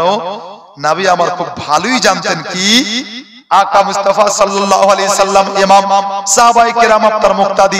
হাদিসটা আগেই পড়ে দিয়েছি মুসলিম শরীফ কিতাবুস সালাতের হাদিস, হাদিস পাকের রাবি হযরত বারা বিন আযিব রাদিয়াল্লাহু তাআলা আনহু, বিশ্বনবী আকা মুস্তাফা ইমাম, হযরত আবু বকর সিদ্দিক মুক্তাদি, হযরত উমর উসমান মুক্তাদি। নবী আমার রুকু থেকে উঠে সামি আল্লাহু লিমান হামিদা বলে আবার আল্লাহু আকবার বলে আকা মুস্তাফা সিজদায়, আল্লাহর নবী সিজদায়, হযরত আবু বকর সিজদায় না গিয়ে এরকম ভাবে দাঁড়িয়ে দাঁড়িয়ে জানো ঝুঁকে ঝুঁকে আমার নবীর নূরি চেহারাকে দেখতে আসে। আল্লাহু আকবার, সুবহানাল্লাহ। আরে একটা মুক্তি নিয়ে আসে পৃথিবীতে যে ফতোয়া দিবে বলে আবু বকর আপনি নামাজ অবস্থায় নবীর চেহারা দেখেছেন, আপনার নামাজ হয়নি। একটা মুক্তি নিয়ে আসে পৃথিবীতে আজ পর্যন্ত কোন মায়ের লাল এরকম লালের জন্ম দেয়নি কি এরকম ফতোয়া দিবে কি আবু বকরের নামাজ হয়নি। বরং প্রত্যেকটা মুক্তি ফতোয়া এটাই দিবে কি আবু বকরের নামাজ কবুল, তার কারণ সে নবীর পিছনে নবীকে দেখে নামাজ পড়েছে। আমার বক্তব্য হচ্ছে যদি আবু বকর সিদ্দিক নামাজ হালাতে মুস্তাফার চেহারা দেখার পরেও ওনার নামাজ কবুল হয়, তো আমি সুন্নি নবীর প্রেমিক নামাজ অবস্থায় আমার নবীর শরণ যদি আসে তাহলে আমার নামাজ কেন হবে না? হবে হবে হবে। বরং যেই নামাজে নবীর শরণ আসে ওই নামাজ আল্লাহর দরবারে কাবিল ও কবুল। আজ লিখতে আছো কি নামাজ অবস্থায় ঘাড় গাধা ঘোড়ার শরণ আসলে নামাজ হয় না? গাধা ঘোড়া শরণ হলে নামাজ হবে, নবীর শরণে নামাজ হবে না? আরে পাগল শোনো, নবীর শরণে শুধু নামাজ হয় না, বরং নবীর শরণ হলো পারে ও নামাজ খুবই তাড়াতাড়ি আল্লাহর দরবারে কবুল হয়ে যায়। মুআজ্জিজ মুহতারাম, এজন্যই কি আকা মুস্তাফা হচ্ছেন দ্বীনের উম্মত। মুআজ্জিজ মুহতারাম, আল্লাহ পাক রব্বে কায়নাতের নবী আকা মুস্তাফা সাল্লাল্লাহু তাআলা আলাইহি ওয়াসাল্লামের চেহারা দেখাটা এত পছন্দ করতেন সিদ্দিক আকবর রাদিয়াল্লাহু তাআলা আনহু কি উনাকে জিজ্ঞাসা করা হয়েছিল হে আবু বকর দুনিয়াতে আপনি কি কি পছন্দ করেন? হযরত আবু বকর সিদ্দিক বলেছিলেন দুনিয়াতে আমি তিন কি নাম বাবু মেহবুব, আচ্ছা মেহবুব সাহেব 700 টাকা, আচ্ছা মেহবুব সাহেব শেষ করে দিচ্ছি, মেহবুব সাহেব 700 টাকা, আচ্ছা জি হুজুর, জি হুজুর বলেন। জি না বক্তব্য চলছে আমার, জি আমি নেমে কল দিচ্ছি, ঠিক আছে ইয়াকুব ভাই আমার মাশাআল্লাহ। এবার মোহাম্মতে দরুদ পড়ুন, আল্লাহুম্মা সাল্লি আলা সাইয়্যিদিনা মাওলানা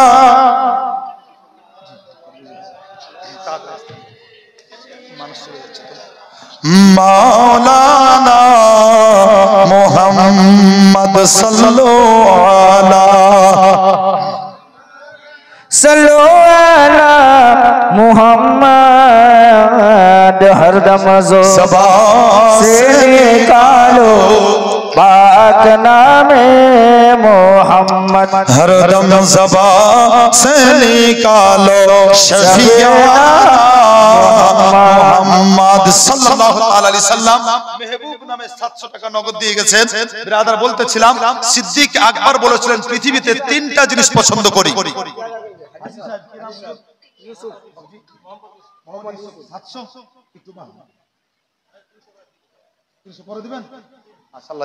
হাজী সাহেব 700 নগদ দিলে 300 পরে দিবেন, টোটাল 1000। জি এদিকে আসেন সাহেব। আচ্ছা এ পর্যন্ত আপনার মাশাআল্লাহ 11000 আর একটা চেয়েছিলাম কেউ হলো না, না একজনা কেউ একটু আদা করবেন। মুসাফির মানুষ আমি বহু দূর থেকে এসেছি মাশাআল্লাহ, সেই প্রায় বেলা 9:30টায় বেরিয়েছিলাম আর এখানে আপনাদের পৌঁছলাম প্রায় 7টার পরে। অতএব কতটা পথ সফর করে আপনারা এসেছি আন্দাজ করুন, নামবো আবার বের হব মাশাআল্লাহ। আলহামদুলিল্লাহ হে বিরাদার, অতএব প্রাণ খুলে আপনার দোয়া করে যাব মাশাআল্লাহ আপনাদের জন্য, তার কারণ আসা থেকে নিয়ে এ পর্যন্ত মাশাআল্লাহ সবই কিছু আপনাদের খুব মন মতো হয়েছে, আমার খুবই কিছু হয়েছে মাশাআল্লাহ। সেবা যত্ন থেকে শুরু করে কোনো কিছুর ত্রুটি এ পর্যন্ত হয়নি মাশাআল্লাহ। আমি দুয়ারও ত্রুটি রাখবো না, প্রাণ খুলে দোয়া করব। আর নবী বলেছেন মুসাফিরের দোয়া আল্লাহ তাআলা কবুল করে নেন, অতএব প্রাণ খুলে দোয়া করে যাব মাশাআল্লাহ। অতএব একজন আপনার যদি 11,000 দিতেন তো মাশাআল্লাহ এটা আমি মনে রেখে দিতাম। যাক, একজনকে বলেছিলেন পৃথিবীতে হুতিবা ইলাইয়া মিন দুনিয়াকুম সালাসুন, পৃথিবীতে তিনটি জিনিস আমি সবচেয়ে বেশি পছন্দ করি। সুবহানাল্লাহ। আরেকজন সাহাবী উঠে বললেন, আবু বকর সবচেয়ে কোনটা বেশি পছন্দ আপনার? তিনটা আমি শুনতে চাই না, একটা শুনতে চাই। আবু বকর সিদ্দিক রাদিয়াল্লাহু তাআলা আনহু জবাব দিয়েছিলেন কি পৃথিবীতে সবচেয়ে যেটা আমি পছন্দ করি বলছি শুনো। সবচেয়ে কোন জিনিসকে আবু বকর সিদ্দিক পছন্দ করতেন ওটা আজ বলে যাবে। একজন 1000 টাকা দেন। সুবহানাল্লাহ। একদম দেন 1000 টাকা দেন 1000 দেন। জি হুজুর 1000 মাত্র, বেশি বলিনি। একজন কেউ দিবেন? আজ বলে যাব সিদ্দিক আকবর পৃথিবীতে সবচেয়ে কোন জিনিসটাকে পছন্দ করতেন। মাশাআল্লাহ, তিনি মাশাআল্লাহ একজন মুমিন, পাক্কা মুসলমান, জান্নাতি। তার সাথে আমার আকা মুস্তাফার শ্বশুর, আকা মুস্তাফার সাহাবী এবং আকা মুস্তাফার মাশাআল্লাহ হে বিরাদার সাথী, হে বিরাদার সব দিক থেকে আপনার আফজাল ও আলা। ওনার নাম হচ্ছে সিদ্দিক আকবর মুআজ্জাজ সাহাবায়ে কেরাম। অতএব ওনার সবচেয়ে পছন্দের কি ছিল ওইটা আজকে শোনাবো। বলেন না 1000 কেউ?